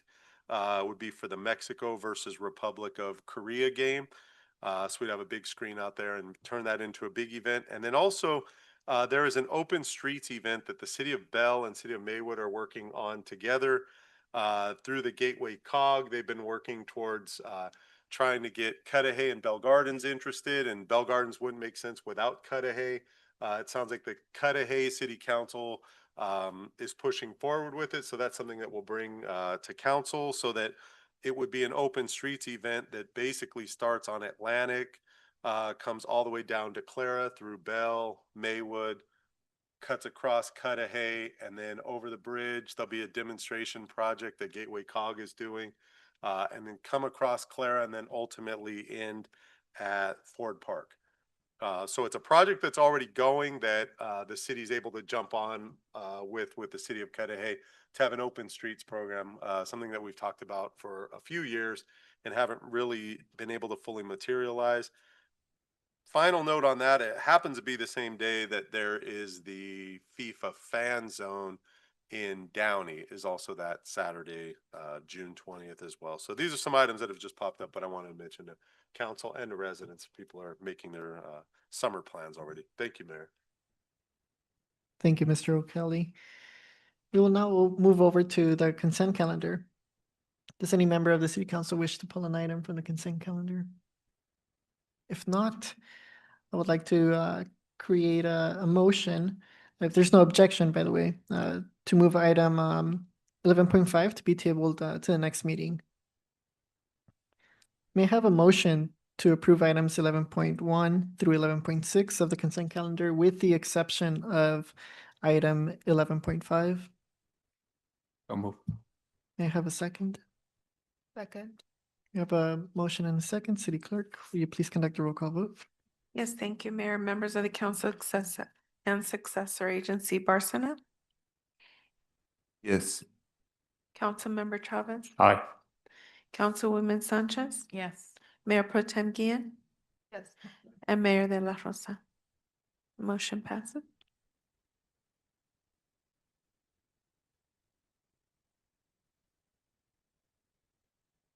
Moving on to the discussion items. City Manager, will you please announce discussion items 12.1? Thank you, Mayor De La Rosa. This is a local commission item and staff's recommendation that council review the appointments list and by motion remove commissioners and or make appointments to the posted vacancies. Thank you, Mayor. Thank you. No changes done. City Manager, will you please announce discussion item 12.2? Thanks again, Mayor De La Rosa. This item's a discussion regarding safe and sane fireworks. We will ask the council either receive and file the report and take no further action or to direct staff to have an ordinance prepared. I'll turn it over to Manny Acosta, our Community Development Director, to provide a presentation. Thank you, Mayor. Thank you, City Manager. And today, our City Planner, Alfonso Hernandez, will provide you a brief presentation on the Safe and Sane Fireworks Ordinance, existing or proposed.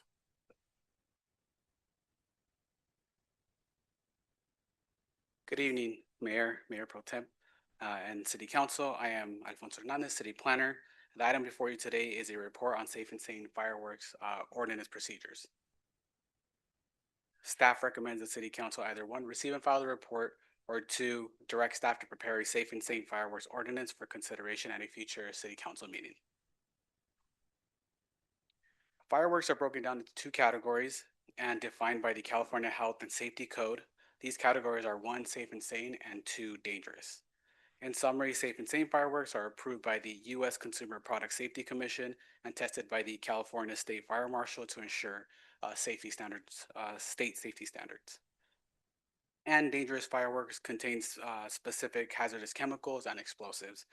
These types include firecrackers, rockets, Roman candles, large sparklers, and torpedoes. On July 22nd, 2019, the City Council adopted Ordinance number 894, prohibiting the sale, use, and discharge of safe and sane fireworks. This represents the current standards under the code. On February 23rd, 2026, the City Council directed staff to bring back an item to discuss the feasibility of amending the code to allow for the sale, use, and discharge of safe and sane fireworks. On March 9, 2026, the City Council directed staff to bring back the item with additional information. Here is a timeline for amending the code. The City Council can request staff to bring an item back tonight, which would be April 13th. Then staff would then bring back an item or the ordinance to City Council on April 27th, and for the second reading on May 11th, and that would become effective on June 11th.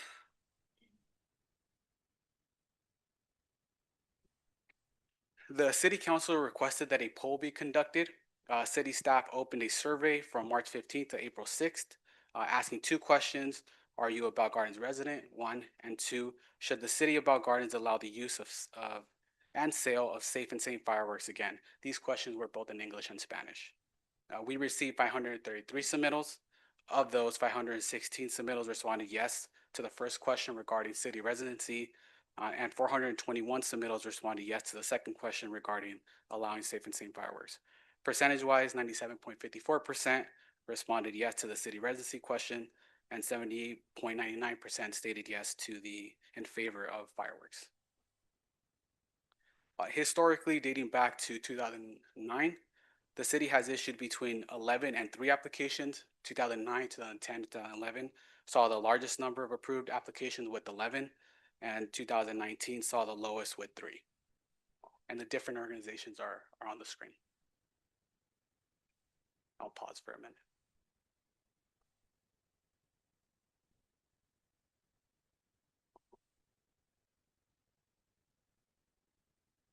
Regarding revenues and sellers' profits, the city revenue is limited to application fees.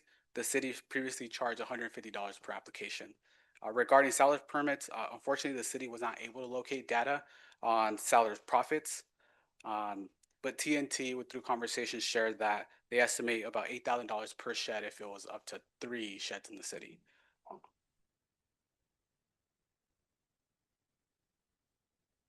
Regarding enforcement, the city's current practice is to conduct patrols and respond to calls for service. Violators are either given a citation or possibly arrested for misdemeanor when in the presence of an officer. California Penal Code 836 is the statute that requires a crime to be conducted within the presence of an officer. Additional practices may include the use of advanced drones. Drone footage can be used to identify violations, document evidence, and either dispatch officers to the scene or support later issuance of citations based on the recorded activity. Lastly, the city did contact the LA County Sheriff's Department bomb squad. They stated they were not able to attend and provide comment. However, over the phone, they did share that they were supportive either way and deferred to each city's individual preferences. They also referred us to the LA County Fire Department. We did contact them and we are awaiting a response. We collected calls for service from 2014 to 2026. On the screen, you'll see the overall numbers per year. We also collected monthly breakdowns for the years of 2019 and 2025. 2019 saw 15 calls for the month of June, and 2025 saw 85 calls for the month of July. Those numbers represent the highest calls for that year. Here's a list of the policies for nearby jurisdictions. Now I'll pause once again for us to read the screen.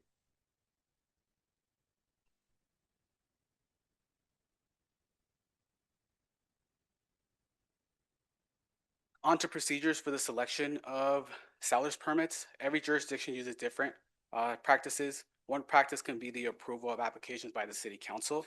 This was our previous practice in the city. City staff would present the applications to the city council at a meeting, and then it would be at the city council's discretion to approve those applications. Another practice would be allowing city staff to do those applications ministerially by right. Another practice would be first come, first serve. If we set limits on the amount of applications, then we would approve them as they come in.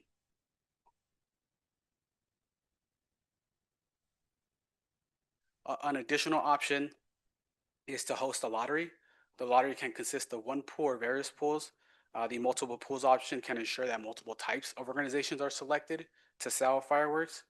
For the one pool option, all applications will be placed in the same pool and drawn at random until the limit that we set for the applications is met. For multiple pools, each application holds different types of organizations, and each pool takes turns drawing.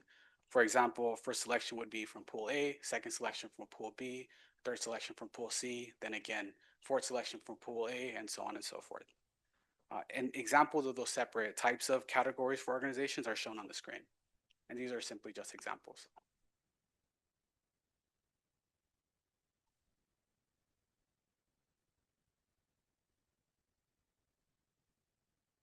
Additional standards you'll see on an ordinance are organization eligibility, standard practices to limit eligibility to nonprofit organizations.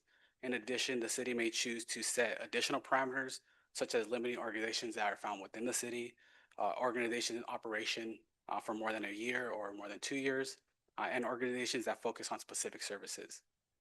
Additionally, we may see standards limiting where fireworks stands could go. We could set limitations on zoning, streets, buffering requirements, minimum lot sizes, parking, or a combination of any of those. Also, every year, the Recreation and Community Services Department hosts an Independence Day celebration event on or around the 4th of July. The city previously hosted a fireworks show as part of their 4th of July event. However, in 2022, the city council voted to instead host a multimedia laser show. Should the city council desire, it may be possible to host a fireworks show as part of the 2026 Independence Day celebration, subject to the city council direction and successful cancellation of the current agreement for the multimedia laser show services.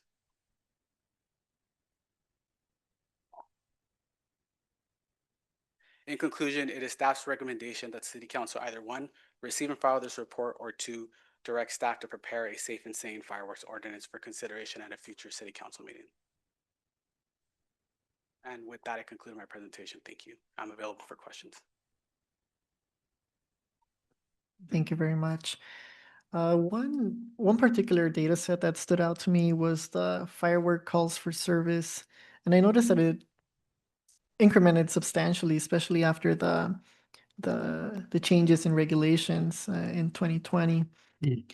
My question would be directed to the Chief of Police, Paul Camacho. In terms of enforcement, have we utilized the drone, or do you think the drone that we currently have has any capability of enforcing, the use of illegal fireworks in the city? Mayor, one of the things that we looked into flying our drones, it was last year, and the drone doesn't go up high enough, and there was a potential of the drone actually being knocked down. So the drones that we currently have are not strong enough to go up into, I forgot the height that we need to be up, because some of the fireworks that are being used out there are illegal fireworks with a lot of power. So we pretty much put that aside. And I think one of the things that because I was working with Alfonso, is that the city of Riverside, Riverside PD actually uses the drone enforcement program, but that's a very high quality, high end drone. And in the report, I know we're pretty limited with the specifications for these specific calls of service. Do we have any idea how these, what the nature of these calls were? For example, was it mainly residents concerned about the use of illegal fireworks, or someone pretty much using fireworks beyond the safe limit, or what was the nature of these calls? I could tell you that most of those calls are actually for illegal fireworks. I would say as we kind of went around looking at the city with some of the teams that were out there, and I'm not going to touch too much on some of the methods that we use for enforcement. I don't want to give it up, but some of the things that we saw were definitely a lot of illegal fireworks. If I had to put a percentage, I would say about 75% of the fireworks that are being used in Bell Gardens are illegal. So when they're calling in, calls for service are coming in for that type of fireworks.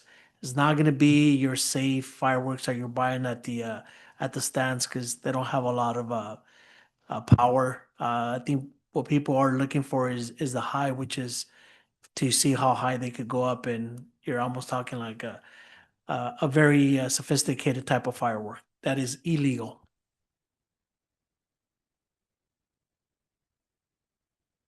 Thank you so much, Chief. We'll open the floor for any questions or comments from my fellow colleagues.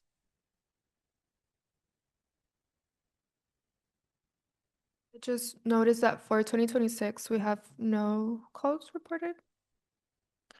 At the time that we were working on this report, we didn't register any, but I could tell you that when we went back, yeah, there is. There's probably anywhere from 40 to 50.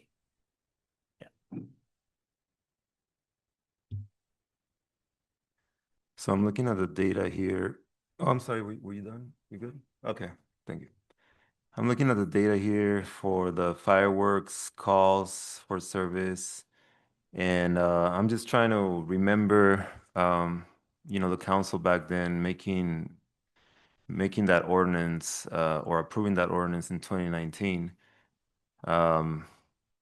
We had a lot of complaints, and I think the council generally felt, or I can tell you from personal experience, there were bombs being set off down my street to the point that it was a concern. It just sounded like a war zone out there.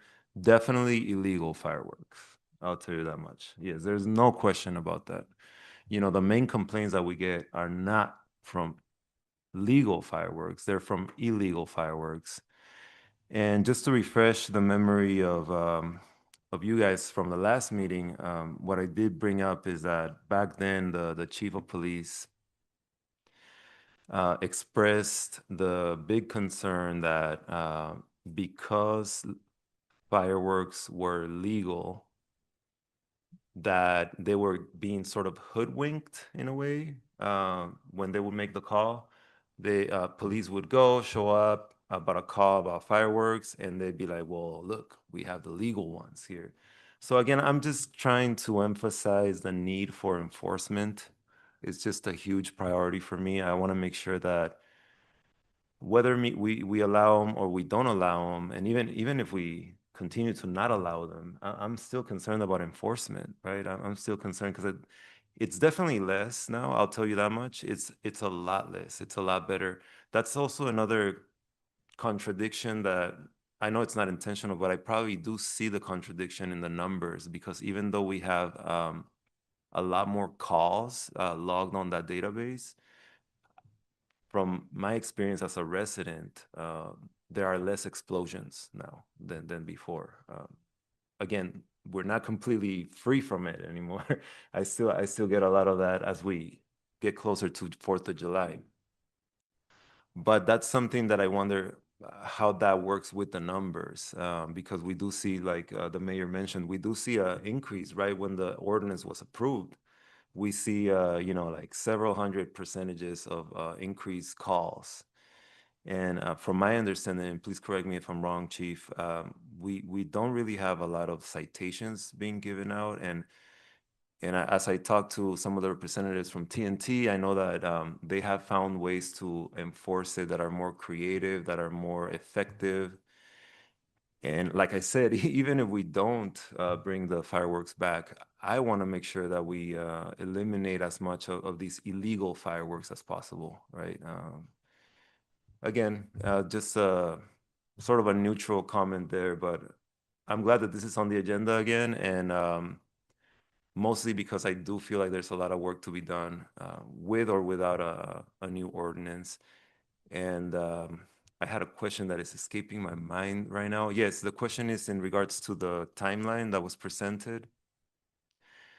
Does that timeline fit the potential of residents or these organizations being able to sell fireworks for 4th of July this year? Or is, because from what I remember the previous meeting, it seemed like that was already, it was already maybe too late for that to be sort of possible. But when I saw the timeline, I wondered if anything has changed, or if you guys figured out a way to make it happen if it did go through. Yes, of course. So the timelines are a bit streamlined, but it is the fastest that we can do. That would mean that the ordinance would become effective on June 11th. Staff would have the capacity to approve administrative ones, depending on the options that you choose. If it was city council, then there wouldn't be enough time for city council to make those selections. If it was a lottery, there may not be enough time for you to do a lottery. But through ministerially, June 11th would give us some time. That is outside of what they negotiate with TNT. I don't know what those processes are. I also should add too is that a license with us is one thing, but they also get licenses with the state, and we have no idea what those timelines are. So it may not be possible. Thank you. Just wanted to check on that. I appreciate it.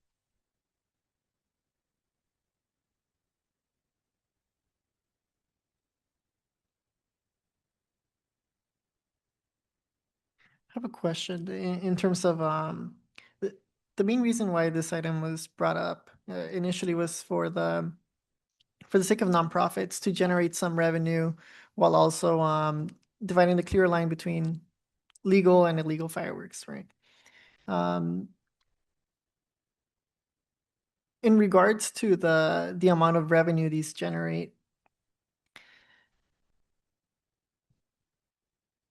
I saw that the figure was 8,000 per stand. Do you know if this is the gross revenue that the nonprofit would take, or are there still deductions associated to this money generated? Yeah. Well, staff was unable to find historical records of what those profits were previously. The information we got was through conversations with TNT. We did invite TNT here to be able to provide comment. And I know it was a request of the city council last time. In addition to that, we also invited Phantom Fireworks just to have a variety of information. They did get back to us, but we weren't able to coordinate them being here. But if it's okay, I believe it might be a better question for TNT.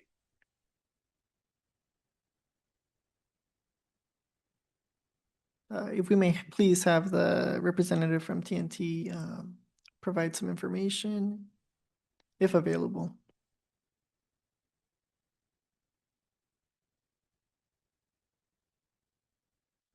Good evening, Mayor Council. My name is Richard Legaspi. Been an employee of TNT for 24 years and here to answer any questions you have. We looked at the numbers, 8,000 is low. If someone came up that's what the group would probably take home. So the way the firework business works is it's basically a 50-50. So when the groups are selling them, they're making half the profit of whatever the sale of the fireworks. So once pay the city fees, the city gets money back through seller's permits. We talked about the state fire marshal license. It takes about a week to get back. We're getting a pretty good turnaround time now on that. And we negotiate the best we can with locations and stuff like that. Prime Star was here at the last meeting. I already talked to Arturo and Sal already, because we were on their locations to work a little bit better with the groups and stuff like that. So, and with this year being the 250th birthday of our nation, it's going to be a big year and stuff like that. And a lot of people are going to come out and they want to celebrate and they want to be close to home, and that's what it's about. So the groups would actually make more. City Planner Alfonso mentioned, Mr. Lucas, mentioned that there could be potential delays when issuing state permits. In your experience, how does that? I'm getting the state fire marshals. I just did Huntington Park and I got to turn around within a week. So once we know the groups, and once we know the locations, and the groups, we get it turned around pretty quickly. Mayor, if I may, going based off that, so you mentioned, Alfonso, that June 11th, right, would be the date?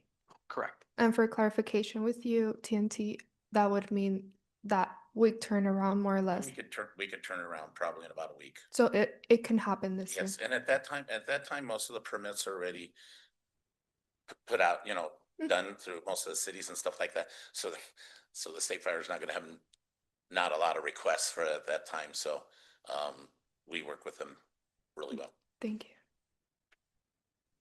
Mayor, if I may.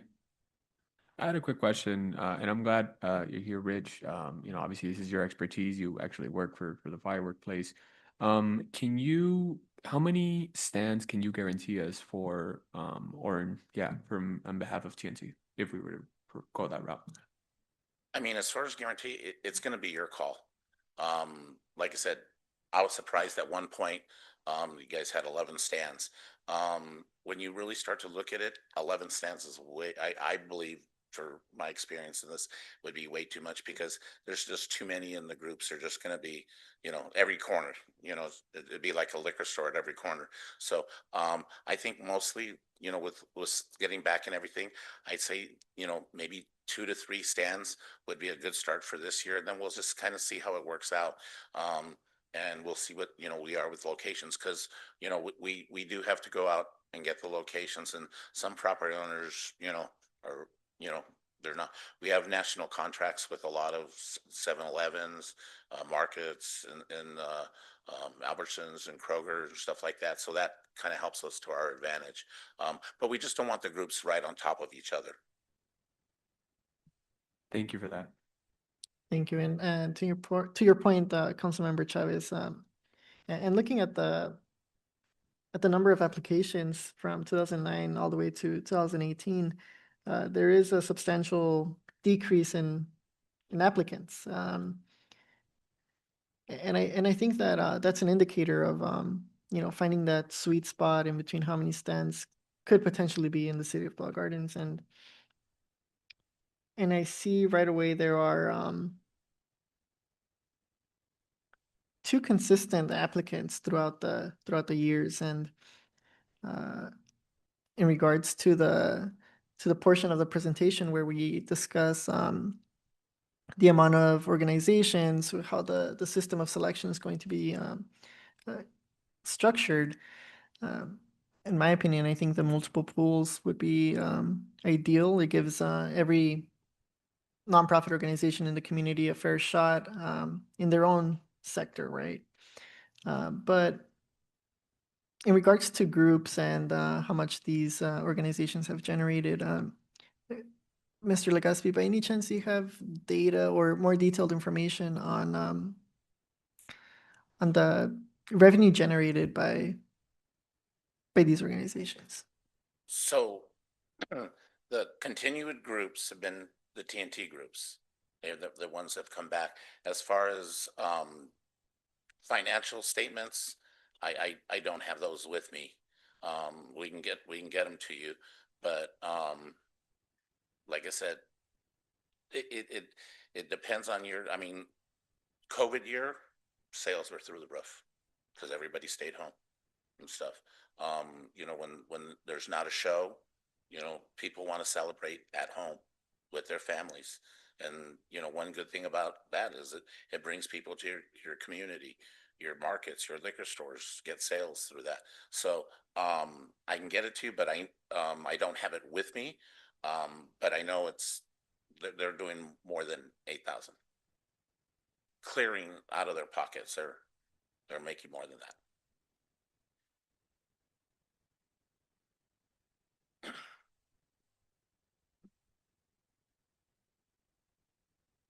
Mayor, if I may. I was just going to mention, and I'm glad that you pointed out the previous different organizations. And at one point, I mean, I see the Legion, who consistently is a lot more active. You know, within my last time of being on the council, I've seen them a lot more often. And then I see a consistent one that I know has always participated, which was the band boosters, right? The marching band.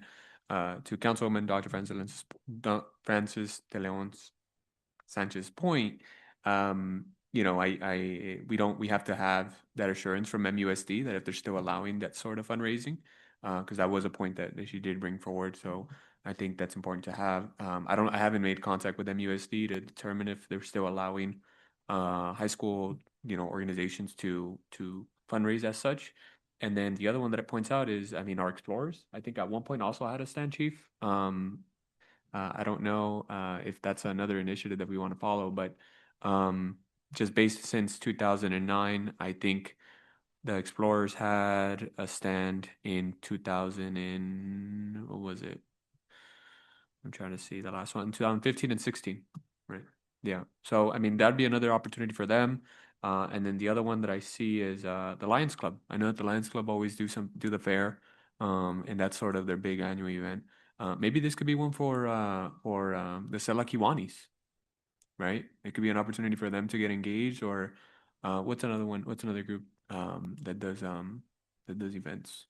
I'm trying to think. But you know, those are different organizations that can maybe pick up a stand and they can hold the space. I was also thinking other smaller groups in the city that usually require you know, funds to run their operations.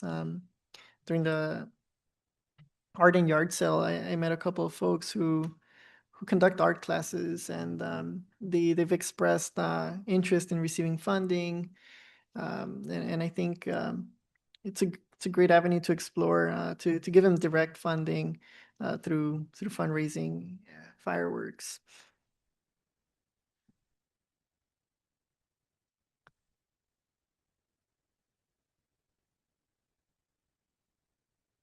Yeah. Any questions or comments from my council or council members? Yeah, I do have a question. So if the council decides to prepare, you know, like a ordinance to get this going, will that ordinance have details in regards to updated ways in which to enforce and, you know, specific procedures that have or currently are working in other cities as far as enforcement? Because I think that's sort of like the main barrier for me. I mean, you also have other issues, but to me, the main one is what I've seen in the past from my own experience living in the community. It's the complications with enforcement. And I think, again, I think even in our current state, having all fireworks not be legal in Bell Gardens we still have an issue with enforcement. So if possible, I would like to see if that could be incorporated into the ordinance, or that could be incorporated into whatever staff brings forth. And I'm talking about actual things that are actually working right now in other communities. And again, I asked the city manager to please reach out to TNT to get that information ready for this meeting. But if we're going to be exploring that, I think it will be the right move to make sure that we know what we got to do differently to enforce that. So, sorry, real quick, what my recommendation would be, given the time sensitivity of trying to get this ordinance in effect for this 4th of July, is that the items would go parallel to each other. So, exploring enforcement options separate from the ordinance and bringing the two together. That way, if there are additional questions about the enforcement component, or a trial and error of different things to work out, it doesn't restrict the ordinance itself, and the ordinance can proceed for this 4th of July. Because otherwise the enforcement component might kind of put the brakes on an actual adoption and effectiveness for this 4th of July. That would just be my recommendation. Understood. I think that's a good recommendation. Thank you. Regarding the enforcement of illegal fireworks, not sure if Mr. Legaspi can speak to that. Since you're exposed to other cities who have such regulations, what have you seen in other cities? Well, what have other departments implemented to these actions? So I know, like the captain here, chief, I know what the chief is saying with the drones and stuff. And the drones have come out, and they've been pretty popular. Buena Park had a drone program out this year, seemed to be very successful. But, also the city of Bellflower and the city of Norwalk have worked over a couple of years, and they have the cameras on unmarked vehicles just driving through the cities, and no one knows. They're just driving through and they're taking pictures. They take a picture of the address and they take a picture of the house. And actually what they're doing is they're mailing the citations to the houses and say, here's the picture, here's what you're doing. Bellflower, Brian, who works over there with their public safety, has been very helpful.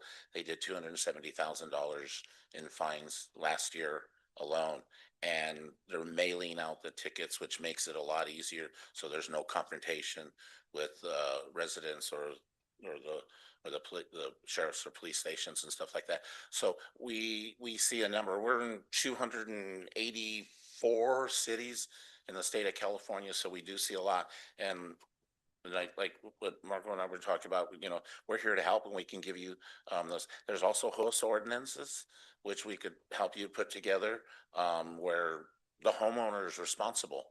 If Johnny comes over to visit his Thea and he brings his illegal fireworks and they start shooting them off, guess what? Thea's in charge. That's her house. So when the police show up and say, hey, we have illegal fireworks and we have proof, she's going to be, so guess what? Next year, she ain't letting them come back that way. And that's a big deterrence. I live in the city of Norwalk. My neighbor got popped one time next door for $1,000. And when the police officer pulled up, he saw me. I shook my head. He shook his head, and they wrote him $1,000 ticket. Neighbor came over to me and says, what can you do?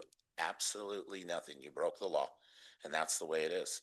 And that makes it a lot easier. So there are a lot of different ways, and we do, with us being in so many cities, we do see a lot of the host ordinances are really, really good. And like I said, what I'm really surprised what Norwalk and Bellflower are doing. It's really gone a long way, and a lot of cities are picking it up because we're talking to other cities to help them, just like yourselves. We're in this together. I mean, we're fighting the illegal fireworks just as much, if not more than what you are.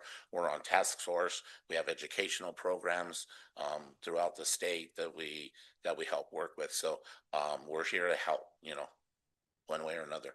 But I could just let you know what the other cities are doing to really help you guys out. If I may, thank you for providing that response. Part of it sounds great, like the picture being taken, but in my mind, I'm just like, how do you capture a picture of like a firework just like boom in the air, right? But now another thing you mentioned is the house situation with that's to me sounds more feasible. So I'm glad that Proposed ordinance, yes. there's at least some options out there, and I appreciate that feedback, and I'm sure I hope that if we do move forward with this, we at least come up with an I think option. that's something you want to look into no matter what, because it's just going to help you. It's going to help you out, and it's going to help your residents out. But we do have a lot of information being around, and we're year round. That's what we do. That's what we look at. We see what works best. So guess what? We go to the different cities and say, this is working here. Try it out. And of course, we would want to hear it from the chief, and also, the kind of impact that would have in our current law enforcement efforts. But I would be very interested whether a new ordinance comes out or not in regards to safe and sane fireworks. I would like to also look at this portion of it, which is enforcement. We'll be here to help you in any way we can.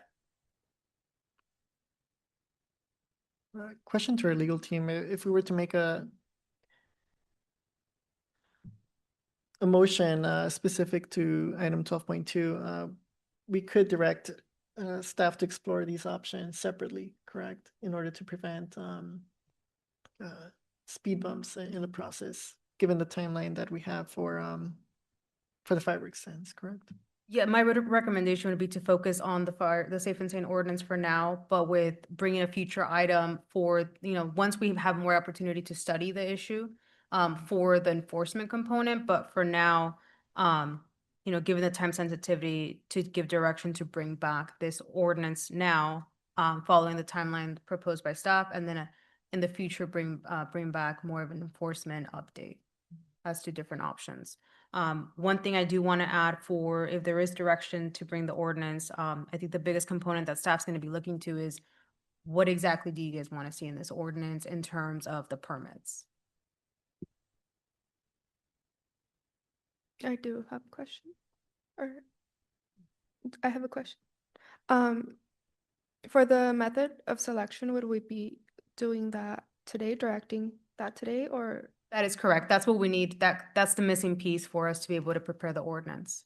Okay, so I'm asking my colleagues, if we do move forward with this, I would ask if we can, I think Mayor had already brought this up, but to have, of course, once we check with the district, the high school be always like a given, and just that one in particular.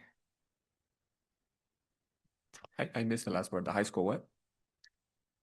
Yes, like a given organization that's going to always be able to have a permit. I just want to make sure legal is okay with that.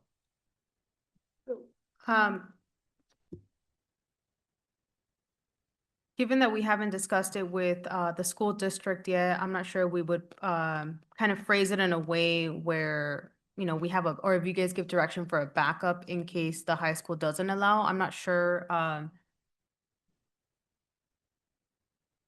was gonna say, if it's a boosters club that's been doing it, they are not tied to the district because it's a parent group.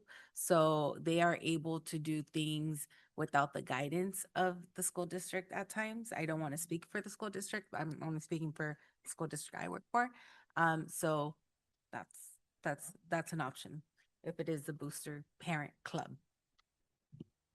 So I think there would be the distinction between if it's affiliated group or the actual school district itself. Yeah, regarding that structure for the lottery system, yeah, I would incline more towards the having multiple pools, with one being given directly, granted to the BGHS band boosters, and from there have the other two categories. For example, one of them being for a nonprofit organization in the city, and then another one being a church or religious group in the city as well. So it would be a total of 3 categories, one focusing on the BGHS band boosters, which have been pretty consistent over the past multiple years with their applications. So So those would be the three categories where I'm envisioning receiving a benefit from this lottery system. I'm curious to hear any opinions and see if it's if y'all think this is fair or it should be structured otherwise. You said three categories, and I'm sorry, Mayor, I only caught two. You said the marching band and nonprofit or religious group, but which one was it? Correct. Yeah, so those would be two separate ones. So one would be for nonprofits, one category, or Bell Gardens organizations within its city limits. And then number two would be a religious group, church. And then number three would be the given one, which would be the band boosters for BGHS. Just to clarify, those three categories, you would recommend three facilities or three sheds or in total, or multiples? The reason is given what TNT mentioned for this year, the smaller amount, the faster we can get it done. Just keep that in mind. So if you do the three categories, having the three only, and whoever's either by lottery or by whoever submits it first come, first serve, that's another criteria we need to figure out too. If it's going to be staff driven administratively, that would be the fastest versus going to council. So just keep that in mind. Yeah, absolutely. So it would be 3 stands for this year and one for each category. And in order to ensure efficiency with staff, it would be a lottery system for each of those categories, with the exclusion of category 3, which would be given to the band boosters of BGHS. But in the situation where BGHS band boosters is no longer interested, or they've, they want to explore other alternatives other than fundraising through the fireworks, then it would be, if they don't apply, then it would be a school organization with MUSD. Mayor, if I may. So I agree with it, with the only one caveat. So I do think that our staff should just take care of it administratively. It's the quickest, it's the fastest. Ideally, I mean, I would like first come, first serve, just like whoever submits it, they get approved. But I think I'll leave it up to staff to determine that. But yeah, when I was looking at the report, it says we can either have it to council, which is too late. We could approve all of them that just apply. We could do first come, first serve, which essentially would be, just on a case by case as they're coming in. And then the final, which would be lottery, which there is no time. So I think we should do administrative, just the community development department determine what's available, folks apply, and then we can go from there. And then I wouldn't want to necessarily put a limit to only 3. I think that I know with all due respect to TNT, I know that there's also Phantom fireworks, and I think ideally, obviously they're not at the capacity to TNT, but it wouldn't hurt to at least try to have them also be here in the city and provide another option to the residents. I remember growing up, I used to go to AutoZone, and that's where I would pick up my Phantom fireworks because TNT was a little pricey. Still got the buy one get one free special every year. Yes, I would say if maybe TNT could get 3 stands and then Phantom brings in one extra one, that'd be 4, and then our team could determine how or who gets the priority with the mayor's point of 1 per category that was listed prior. Councilmember Chavez, if Yeah. there were to be 4, then where would the fourth one go into? First come, first serve. And the only reason why we're, I think staff recommendation for 3 is to help expedite it and get them running as fast as possible, especially for this year. If we have 1 for each of the 3 categories, we do 1 lottery, and then, my recommendation would be see how it works out this year. And if there is a demand, then reconsider amending the ordinance for next year. That way, just given how the time constraints that we have to get this done for this year. Yeah, and I understand that. And what I would say is, if it was, let's assume, right, there is interest of 4 or 5, stands, right? Let's just say we get 4 applications that want to have a stand, and let's just say we only have 3 stands, but assuming that TNT gets us 3 and Phantom gets us a 4th one, we don't want to limit ourselves. And I would say, and to you, I think this is where legal was sort of aiming at and saying we cannot, and please correct me if I'm wrong on this. We want to keep it 1 per category to streamline the process. And then if we were to get a 4th one, where would that 4th one land in what category? I want to make sure that that's a question. That was my question. Because the way that we have it set up right now would be 1 for each of the categories. Can we set it where that the 4th one that would come in, assuming that the first 3 get approved, that are 1 per category, then that 4th one to come in, depending on what category it lands on, it would just get it? I think that now you're running into issues of potential concerns with not a fair process, because that one would be up in the air. You want to have it as streamlined as possible and as specific for each one of the whatever, how many stands there are. So if you're wanting more, then it would have to, the recommendation would be at least 2 for each of the categories, because otherwise now there's a potential concern for unfairness. Provide an example. Like, let's assume the band submits 1, the church group submits another one, and then the final one is the Explorers. Then the 4th one happens to be the Lions Club. We were originally talking about lottery system, so that's where that conflates, because Mayor was talking about a lottery system, so we would close it up and then you would pull 1 from each one. So how would we know what to pull for the 4th one? I thought we were creating categories where category 1 was going to be education, category 2 is going to be, and I don't know if that's what was listed on the staff report. But it was going to be a lottery system, so it's not first come, first serve. What you're speaking of sounds like first come, first serve. So I think that there's also need to be discussion of lottery is the cleanest and it's the most objective. That way, there's no concerns with staff playing any favoritism. But the lottery system would be 1 for each of the categories, unless you create a 4th category. What if we do 4th category, either nonprofit or religious, and whichever one just pops up, lottery?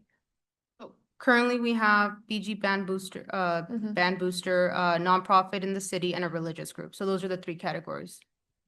Or can we alternate 1 year 1 and another, let's say, or no? Or the 4th?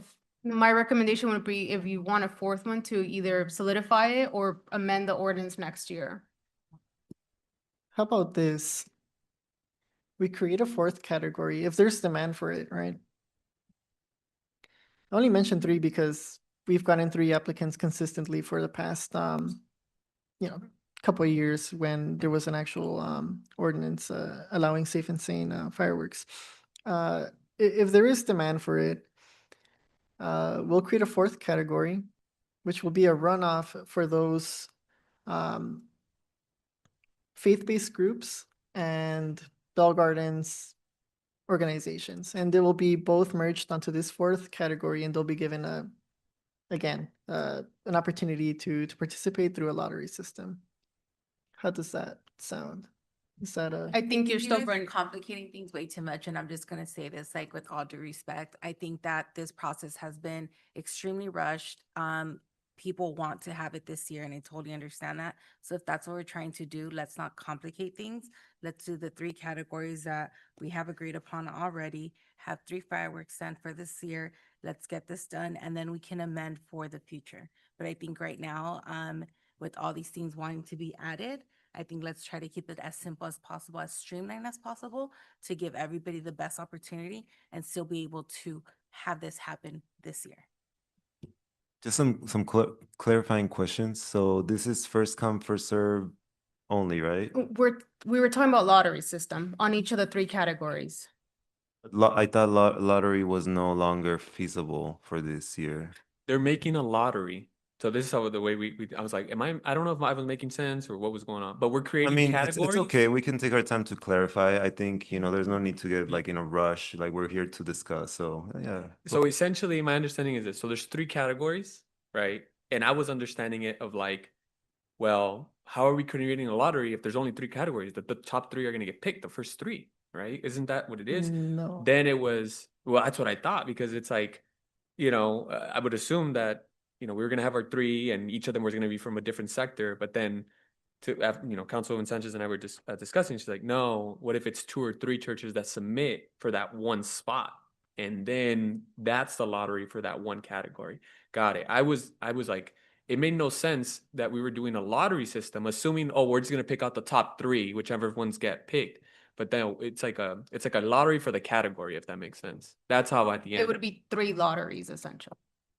I like Mayor's recommendation for that final one. It's kind of like the playoffs. Whoever didn't make it to the top 3, they all kind of get in the last lottery pool when they get that final chosen one. So I agree. I like Well, that. that's precisely what I was gonna suggest, but I wanted to clarify because I thought I was missing something. But I mean, I'm not even sure I'm Right. gonna be supporting this, but I'm like, Right. okay.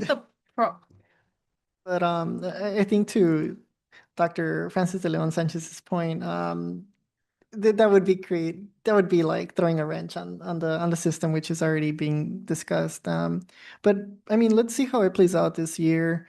There is I mean, we got to see if there's even demand from these organizations. We don't even know if all these organizations are going to apply for it. We'll see. Let's try it out. See how many applicants we receive for each category and go from there and adjust for the future. Maybe there's no demand like there used to be in 2009, and there's not even a point to even proceed with this in the future. But then that would place us back to square one. But then again, there is a lot of signals and information where these organizations are getting a substantial amount of revenue. And again, if we also increase the amount of stands, it would also dilute the amount of revenue that each organization would get. So, well, the market share, right? So, Mayor, This is- if I may, sorry, my friend. It's getting late. I didn't eat my burrito today, guys. I'm like running low on carbs and everything. But I wanted to ask, I understand the point that legal was trying to make in terms of like splitting the 2 processes, one being the ordinance that we're talking about, but also the other one being the improved enforcement. I get it that we need to split them just because of time concerns. But in my mind, even though they could be split, I would still like to see if we can bring some clarity and improvements at least before 4th of July, right? So it's okay to split them, in my opinion, but I still want to explore giving direction today with a focus on the 4th of July. And I want to ask Mike, what does that sound like to you as a city manager? Yeah, I think the enforcement side of it stands regardless of what the council does with the safe and sane fireworks. That's already an issue, whether you have safe and sane or don't have safe and sane. The real question comes back to the police can have video. If there's no way to identify the person, if there's no witnesses to it, they're gonna have the same challenges. So I think I think that commitment, regardless of what happens with this ordinance today, stands on its own. That I wouldn't even expect that there really would be an ordinance change regarding enforcement, because we already have significant penalties for enforcement. The challenge is really identifying lawfully that somebody has violated the ordinance. That always comes back to what the issue is. We have a pretty stout ordinance as far as fines going up to like $4,000. So I don't know that an enforcement ordinance really does much. It's more of our ability to actually enforce that ordinance. So I think that stands on its own, regardless of the vote on whether we have safe and sane fireworks, is that, there still is not, what's seen as an acceptable amount of enforcement on the illegal fireworks. So I would say the enforcement part of it, I think there's plenty of time for the chief to come back with, here's some ideas. There's multiple meetings that I think are separate, because I do think our ordinance is very strong currently, if it's applied and if they can identify who did it. So That's my only question, because it will help me, kind of process this and be able to decide on my support for this motion that may be coming out of here today. If there is like an element that can be attached in time for the 4th of July. Because I mean, it does get crazy out there. And if somebody does make a motion, I would just ask that if you can ask to have an enforcement item be put on the agenda before the 4th of July in a way that it's that we can vote on it accordingly. So Councilmember Barstein, I mean, the chief is here, so I would say for there to be time for the council to hear what the plan is, give feedback. Chief, is it appropriate to maybe bring an enforcement item, regardless of what happens with the safe and sane item tonight, but to bring an item maybe at the May 11th meeting, because then the next meeting's June 8th, June 22nd, and then it's 4th of July, to talk about enforcement opportunities that are either new or different from what we're currently doing. I think that's separate from the safe and sane discussion anyways. The enforcement's on the illegal fireworks that exist nonetheless. So just to clarify, Mr. City Manager, you would like me to do the research, probably meet with the representatives from TNT, see what some of the other cities are doing, and then kind of compare that to what we're currently doing. Yeah, I don't think that should be a problem. Yeah, yes. That way you can just come back and say, look, this is what we've been doing. Here's some things we haven't done that maybe will result in actually identifying people that are violating the ordinance and charging them the existing fines. Because I know the fines are steep currently. It's just, that's been the barrier. Yeah, I think that's doable. Right. Jorge, any Yeah, everybody looking at me, ready to go. We haven't talked about the fireworks show yet. Just Mayor, I don't know if staff, so we have a notice that has to go out in the morning, and we have to have an ordinance that's written in the next 9 to 10 days for it to be posted on the agenda. I still don't know if we have enough direction so that we're not bringing an ordinance that has substantive changes that then push it way out. Sorry, I would ask for a motion on whatever direction's given, whenever it is given, but maybe we can separate the motion for the ordinance and then the motion for the fireworks show. Got it. Yeah, the only reason I mentioned it was because it's also in the staff report and it was part of this presentation. That's why I brought it up. But if this is the right time to make the motion for the fireworks safe and sane, absolutely, I can make it. So for the moment that we've all been looking forward to, I'd like to direct staff to prepare a safe and sane fireworks ordinance for consideration at the next council meeting. Yeah. In addition, I'd like to request that the chief bring forward a proposal of enforcement for illegal fireworks. Councilmember Chavez, we need the direction as to what exactly you guys, there's been a lot of discussion as to the actual processes. Councilmember, I think I would just go back to a question that was asked before, and I think I'm of the presumption that somebody has had a request from somebody to sell fireworks that I think staff's completely unaware of. So if there's no known entity that wants to even have a fireworks, then what is the point of setting a limitation for something that doesn't seem like there's an overwhelming demand for? There was never a limitation before. So what would be the harm in bringing an ordinance? The timeline is so tight that I would think the practicality of there being a whole rush of fireworks stands is probably not likely, just based on the history. I mean, maybe you could set some basic stop of like 6 or some number, and maybe we only get 2 or 3. I would ask our community development director or planning manager if we've heard of anybody asking for a fireworks stand. Got it. That doesn't mean there aren't any, but I'm saying it would be indicative of maybe there's just 2 or 3 anyways, regardless of how we do it. So I think maybe what we don't want to do is bring you an ordinance that has substantive changes. If the ordinance we bring you that has to be done in 9 days is not good enough and there's substantive changes, it's not going to be a first reading. Then the first reading is going to be pushed back and that. So I don't know if the council would maybe entertain a motion that would say to bring a fireworks ordinance, that has the appropriate setbacks and all that, but maybe set a limit, just a limit of fireworks. And, considering it's the first year, we see how it goes. I don't know if that number would be, Mike, if I may, we do have a limit. We already discussed it, right? Correct. The limit would be 3 stands.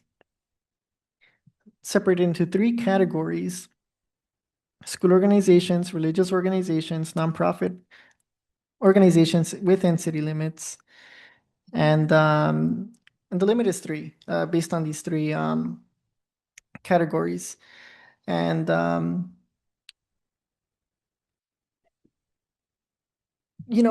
based on the data, we also need to see that there hasn't been a fireworks stand in the past 8 years. So we could expect the demand to be a bit higher. So I think we're overcomplicating this again. We are restructuring so many times. Let's try it out as is. Three categories, three stands, limited only to organizations within Bell Gardens. And the fireworks stands only to be placed in commercial zones. Just to confirm, Mayor, the three categories, the first category would be, or lottery pool A would be public education institution. Correct. Lottery pool B would be youth sports team/clubs.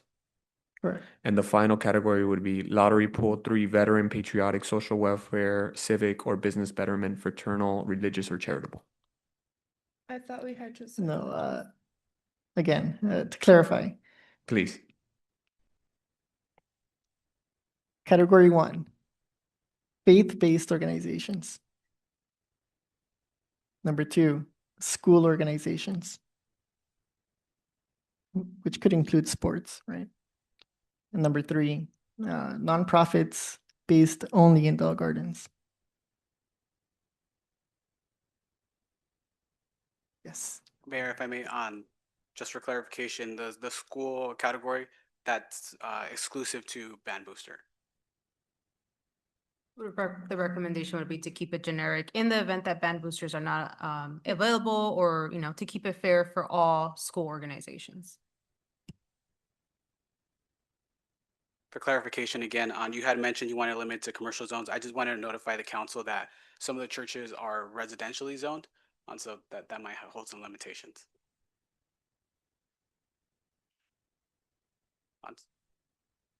If we do limit it to commercial zones, they'd have to find a commercial location instead of their own properties. Okay. Okay, in that sense, we'll disregard that that option where stands are only to be placed in commercial zones. So let's redact that. Yeah. So for clarification, it'll be three lotteries. First one will be for faith-based. Second one will be for school org/sports, school sports. Third one will be nonprofits and Bell Gardens. And then that's part of the motion to bring the ordinance back with that, and also to bring back an enforcement component before 4th of July. Madam City Attorney, do you think maybe instead of stripping away the commercially zoned portion of it, we can just add churches to it? That way we maintain some of the. I'll defer to staff on that. Yes, we can do that. I would like to make sure it's that way. Thank you.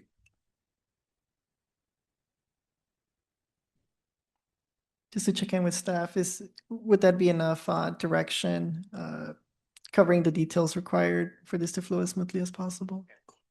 Yes, thank you, Mayor and Council. Okay, we have a motion. Can we get a second? I'll second.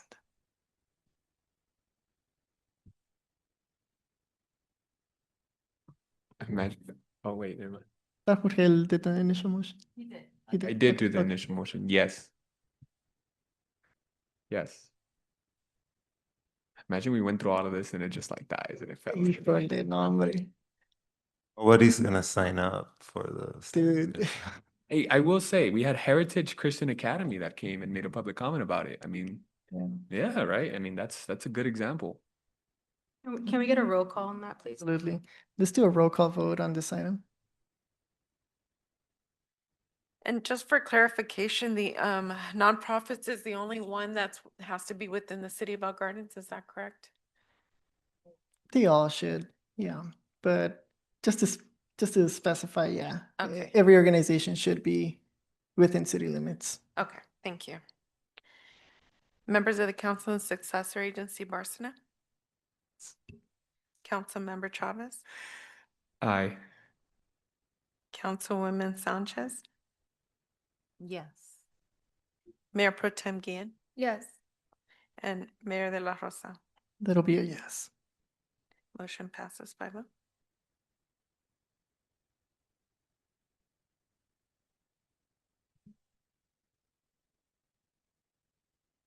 Ya tengo hambre, honestly, but let's continue pushing through.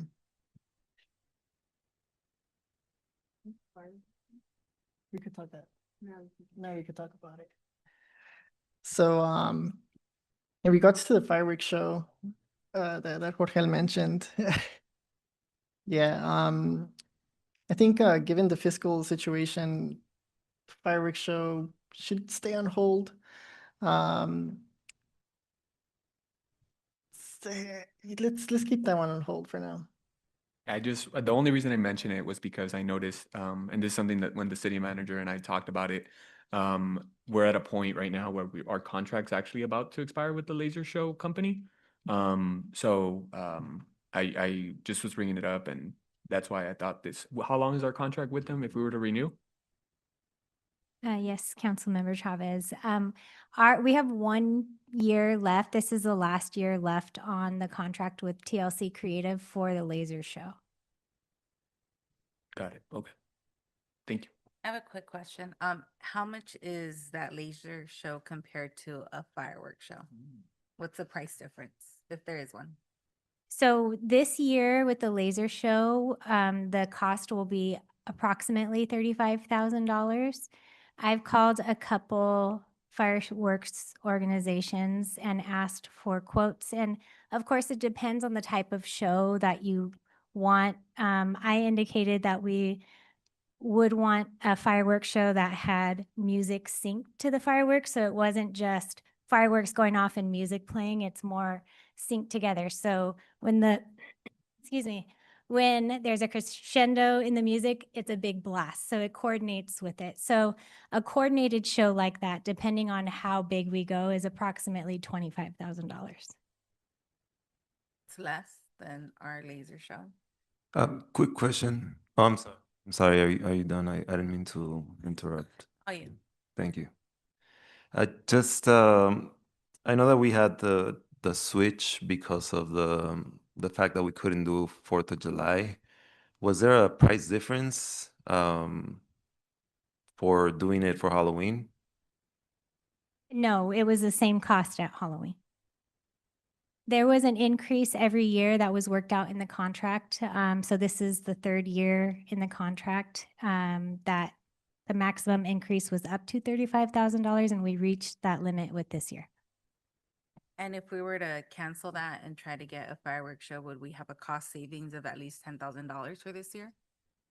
We would have to discuss with TLC Creative on cancellation. And we could have that conversation if council gave that direction. I have not yet had that conversation because I didn't want to prematurely raise any red flags. However, we would have to discuss with them the cancellation of the laser show to determine if we would require to pay them any penalties. I'd be interested in actually requesting that we put out a bid for a fireworks show for this year's 4th of July festival. I know our event is going to be on July 2nd for this year, but I'd be interested in that, especially if we're going to save ourselves a couple bucks.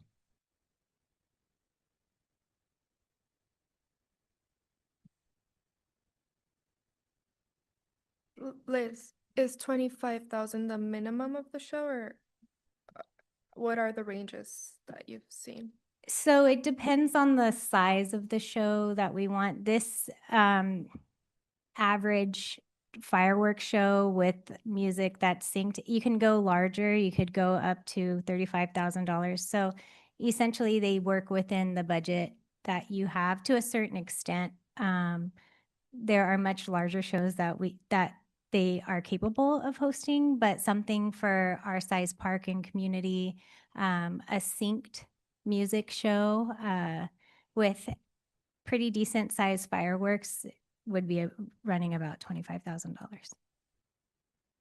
Thank you. Mayor, if I may, I figured, and I want to make sure it's okay with legal. I know we're still in the same item, but I mean, we have a fireworks provider here actually present. I don't know if they could actually provide some sort of numbers, if they can at all, or a quote. Just not an exact quote, obviously, but just a range for other cities. And how long, I think a big thing with cities, it's always how long the show is actually going for. Councilmember Yeah. Chavez, I would recommend against that. The direction for the representative to come was to talk about the ordinance, not about the fireworks show. So I would recommend against asking that question. Got it. Thank you. And Councilmember Chavez, if I may, the duration of the show, which I'm sorry, I forgot to mention, that I requested in a quote was approximately 15 minutes. Laser show is how long? It's about 10 to 15 minutes. We add in other components because if you just stare at lasers for 15 minutes, it's a little boring, but we add pictures and background. We have the wristband that lights up to the music. And so there are other features. So when you include the pictures in the beginning and some of the working throughs at the end, it's about 10 to 12 minutes total of a show. Okay, thank you. I'm open to exploring it if there is a cost savings for it and if we don't have to pay a cancellation fee. So I'm open to that if the council's open to it as well. Likewise, yeah. Absolutely. If there's a way to save and also provide the fireworks show, I think that would be ideal. So I'd So- like to. One more question. Would this be considered to be done at Fort Park or Veterans Park, or is that not even part of the decision-making process? When I requested quotes from the various agencies, I gave them Veterans Park as a location.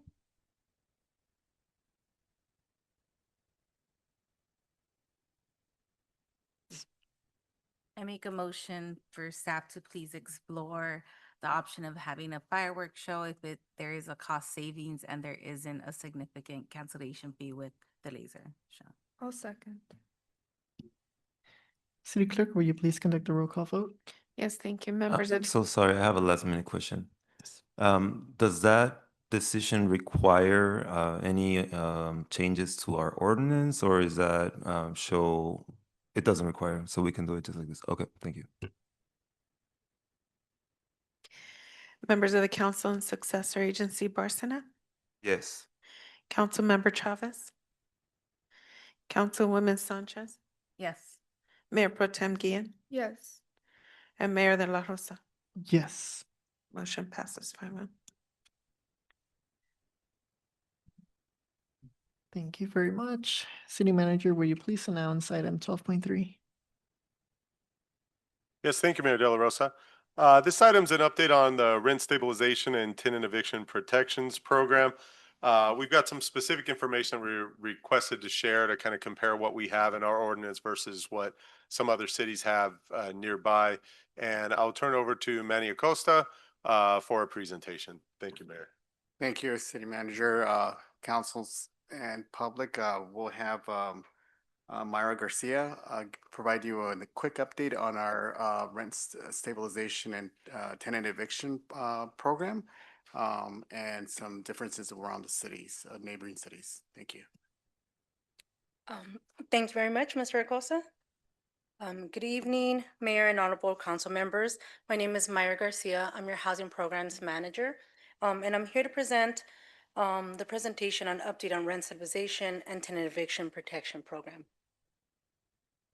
Just a quick background, under Ordinance 925 rent stabilization, it became effective October 12th, 2022.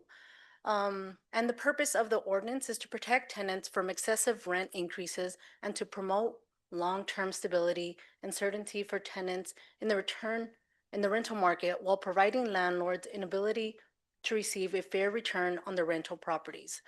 Data based on our city rental registry database, we currently have about 6,160 units registered.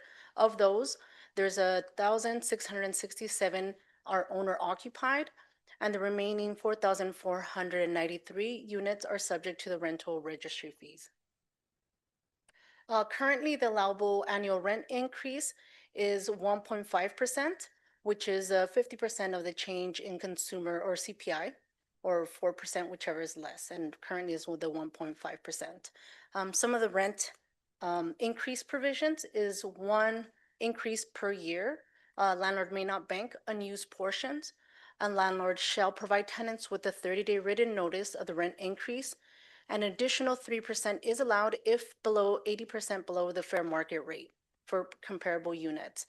Landlord may set initial rent for new tenancies per state law. And then usually the rent increases we're published in September of every year, and they go into effect from November to the following year in October. And then obviously, all landlords must be registered and fully within compliance in order to do any rent increases. So tenant eviction and protections.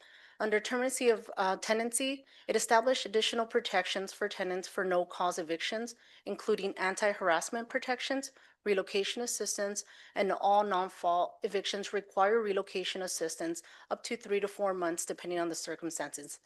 Depending on the family. Landlords may terminate a tenancy of an occupied rental unit after a tenant has continuously and lawfully occupied the rental unit for 12 months or more, unless the landlord determines either for cause or no fault termination. A landlord must have a just cause ground for eviction. Landlords must submit a copy of the notice of termination to the department within 5 days after serving the notice to the tenant.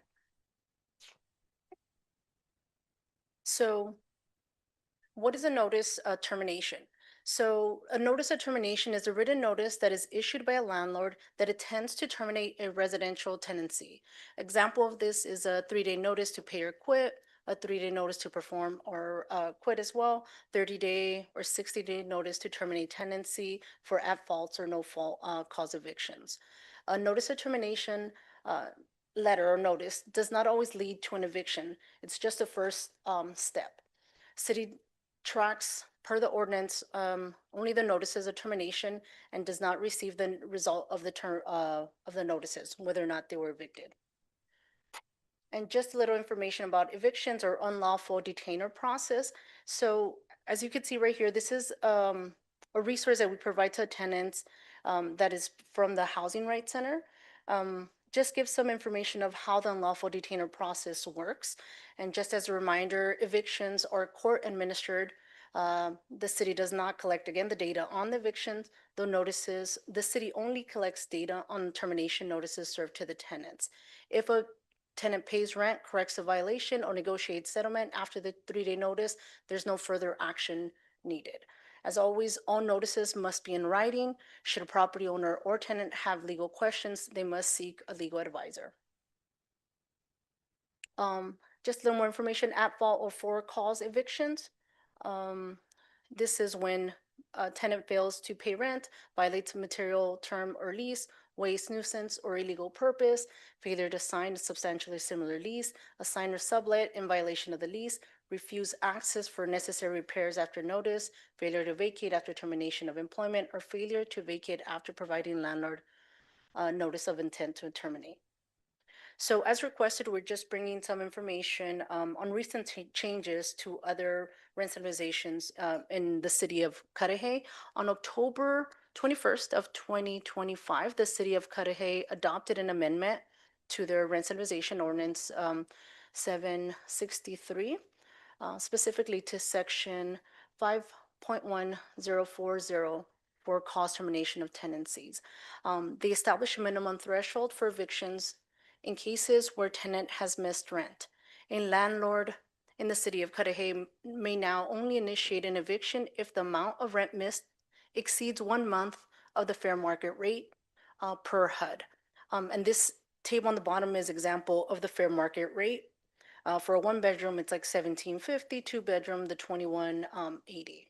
So for example, if a rent for a one bedroom unit is at 1575 per month, which is 10% below the fair market rate, and the minimum threshold for the eviction due to non-payment for the city of Cudahy based on fair market rates for comparable units is 1750. The landlord will be able to issue a 3-day notice to pay or quit after the 34th day based on a daily rental rate of 5250. So once again, we just encourage all tenants and landlords to schedule one-on-one consultation with our housing staff to get more information, as every situation is unique. In conclusion, staff will continue to inform City Council and the resident on any updates of the rent stabilization and tenant eviction protections program, and staff recommends that the City Council receive and file this report. And I'm open for any questions.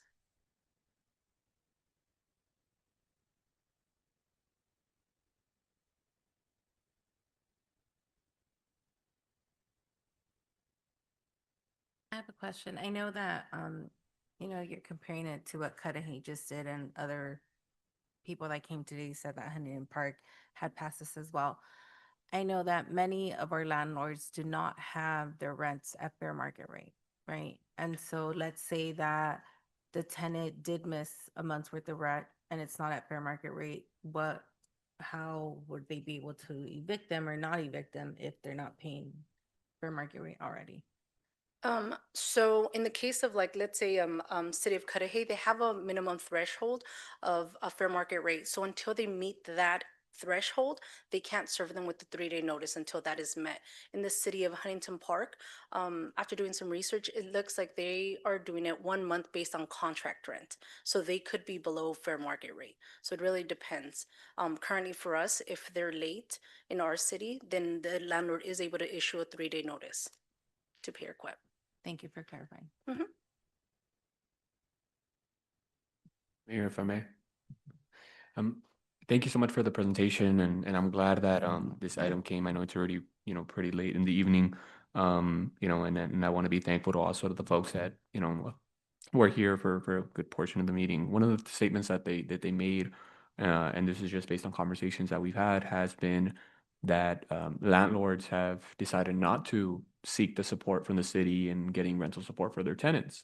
What's been the experience with that, and is the landlord mandated to take this support, or if there is this experience, which I think one of the people came forward and they said that their landlord didn't want to enroll or be a part of the program. What options are at the disposal of the tenant at that point? So currently through PLHA, we have approved 227 applications. There's currently a wait list of 112. And we are able to prioritize whenever there's an emergency situation. We're able to prioritize those families. I would refer it over to Liz and her staff. I haven't heard anything about tenant or property owners not wanting to register, but it is mandated. They do have to sign because they have to provide the W-9 for tax purposes. Yeah, that's one of the things that I believe she mentioned, the W-9 portion, and how it was difficult for her. And I think this is one. Her story is one of those common ones where we think of our constituents. A lot of them are, 1 month. Lord forbid something happens. One of the persons who's the head of household who happens to bring in most of the income loses their job or ends up in the hospital for whatever the case is, and now they're sort of in the brink of, they don't have a lot of savings, and maybe they'll get by 1 month or 2 months. But then the next step is probably going to be that eviction if they have no other choice, or they're going to have to ask somebody for support. So, there's nothing where, and we're at a different level as our city because we actually have the resources, and we're there to subsidize and kind of be the cushion for a resident, unlike a lot of cities. But there's nothing else we can do if a landlord chooses not to continue to proceed, right? I think as a city we're trying. Yeah, thank you for that question. But yeah, we wouldn't be able to force the property owner to sign the W-9 or to accept the money. It would be in their best interest because they would get paid. But for whatever reasons, I haven't heard of any that they have not declined it. Maybe for, I have no idea why would they would decline assistance, but I have not heard of any landlord not taking the funds unless, I mean, the county funds, that's probably the only ones that I would hear from landlords that they would not take was because of the paperwork. But ours is so simple that it would be a little mind-boggling if they wouldn't take it. Thank you. If I may, Mayor. I remember during COVID, and I don't know how relevant this is now, but we did have a issue with that. We had I don't know if it's different or how much different it is, but definitely a lot of landlords back then were not taking the help.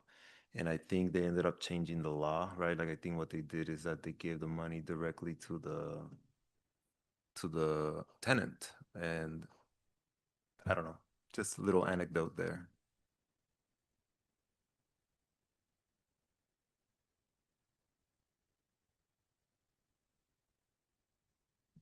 Question, what's been the engagement with these local organizations, with CB or East Yards? I know that they mentioned that they've been hosting clinics.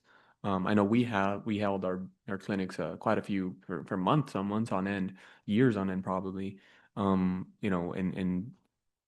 it's I don't want to say it's frustrating, but I mean we're trying our best as a city to make sure we're trying to catch everybody, and we're putting, we're discussing things like this. We have the rental registry. I mean, we have I know we have a huge wait list too, because there's just so much need. But what engagement or collaboration efforts is there between the organizations that are servicing the same residents of our city that perhaps are also reaching out to our housing department?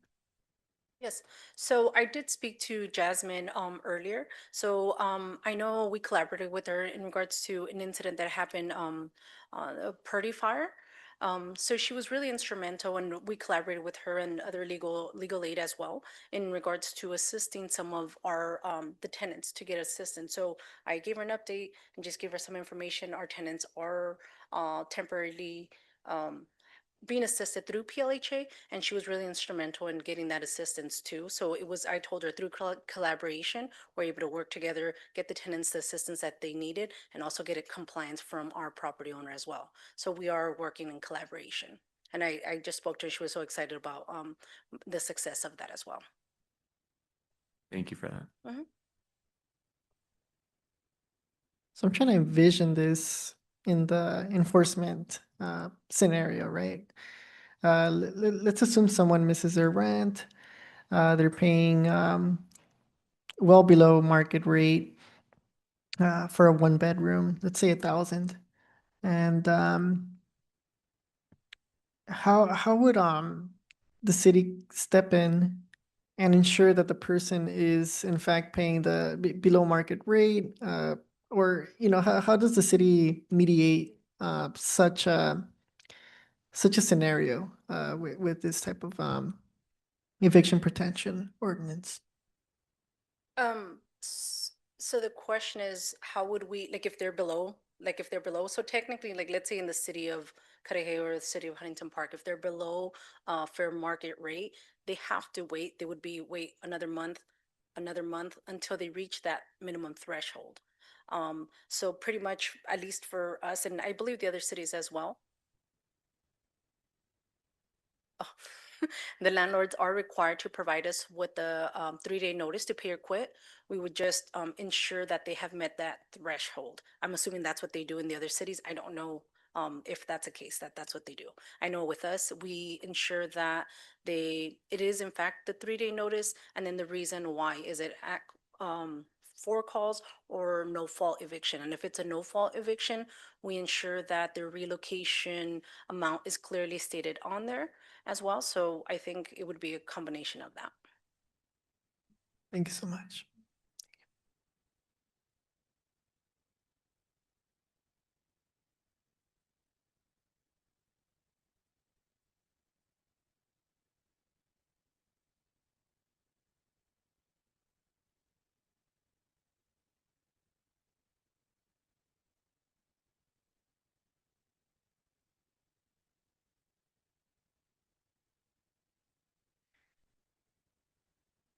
Any other questions or comments from my colleagues?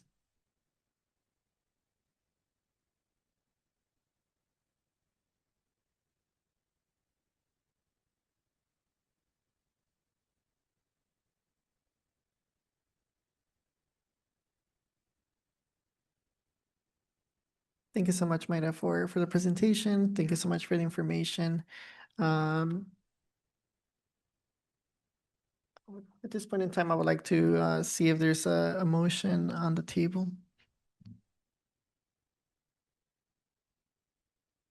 Motion to receive and file. Second. City Clerk, may we please have a roll call of the City Council? Yes, thank you. Members of the council and successor agency, Barcena. I will abstain. Councilmember Chavez. Everybody's waiting for my comment. I will, what was the motion again? Sorry. To receive and file. I'll go ahead and vote no. Councilwoman Sanchez, Yes. Mayor Pro Tem Guillen, Yes. and Mayor de la Rosa. Sí, Jorge. I'm sorry, I didn't capture you.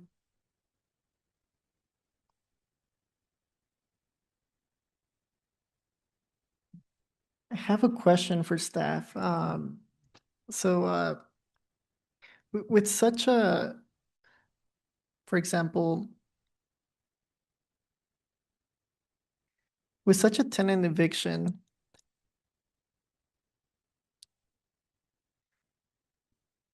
let's see.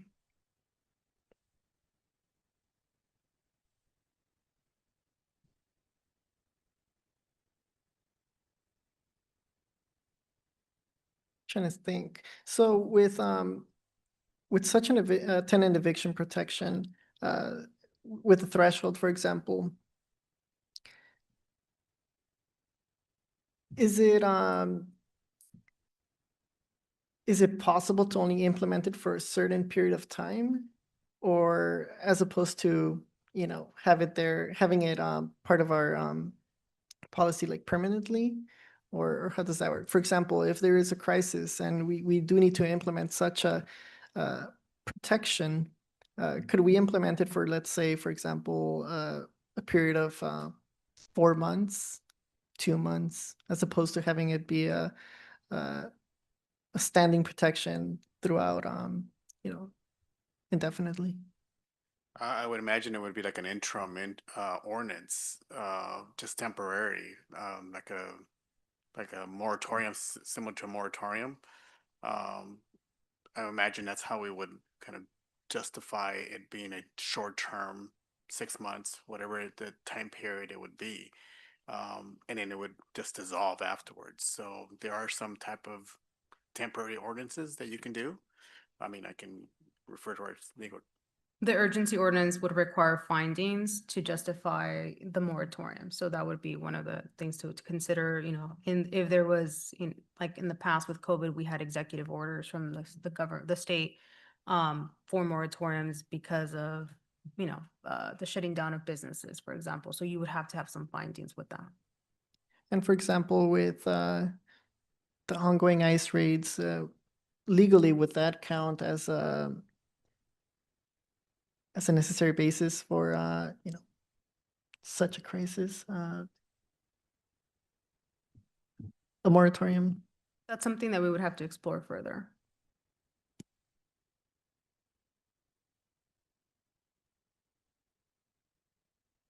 Awesome. All right, thank you so much. Thank you, staff. May I proceed with my decision? Yes, That'll be a receive and file. thank you. Motion passes 3-1-1.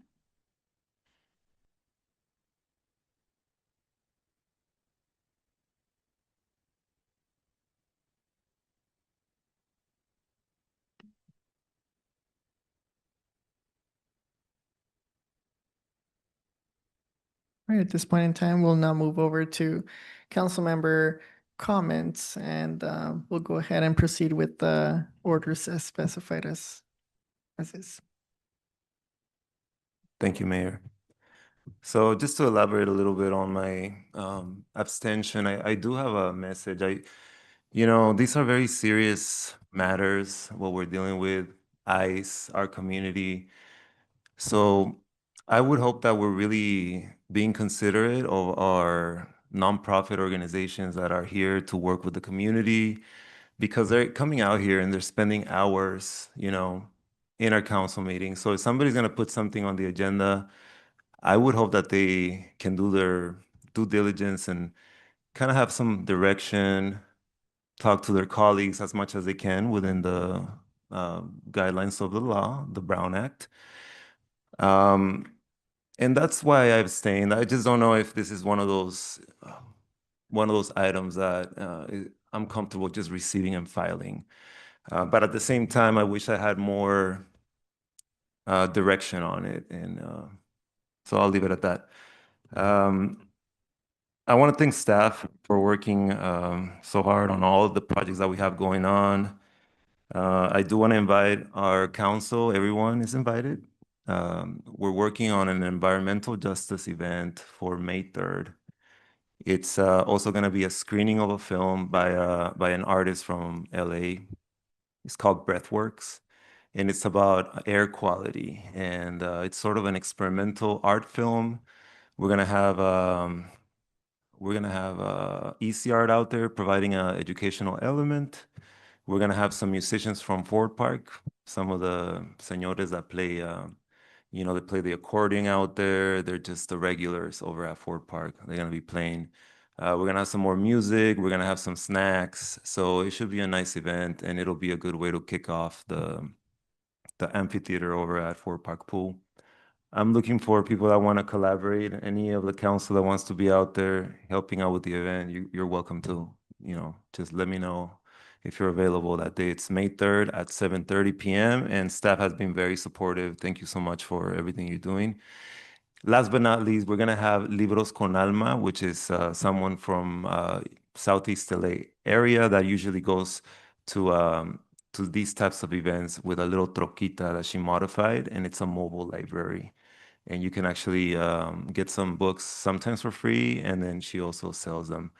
So it'll be a really nice way to kind of go over that subject of environmental justice and air quality, especially because we're, as Jorge very well knows, we're one of the most affected in Southeast LA. So everyone's invited. Just let me know if you guys want to participate or volunteer.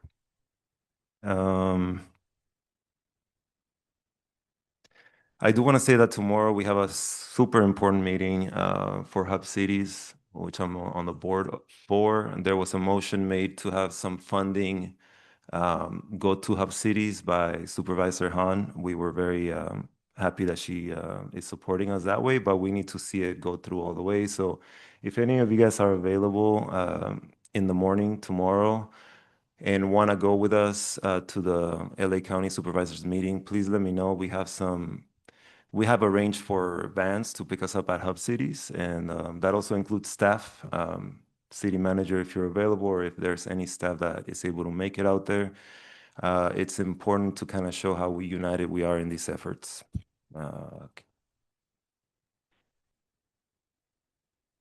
And that is all I got. Thank you, Jorge, for your support and to the council for your support on bringing this element of enforcement about our fireworks. I think that's really, really important, and I hope we can do something.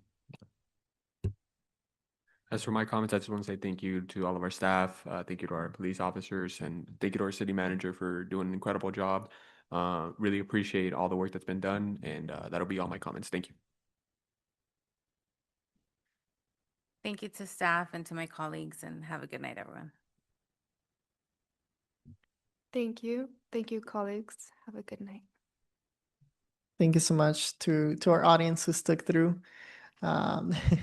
Thank you so much, Mayra, for the presentation. I know you're looking around. But overall, I want to thank staff, our city manager, and our legal team who always keeps us in check with every step of the way, right? So I want to thank again my colleagues, everyone for the collective effort. Thank you so much.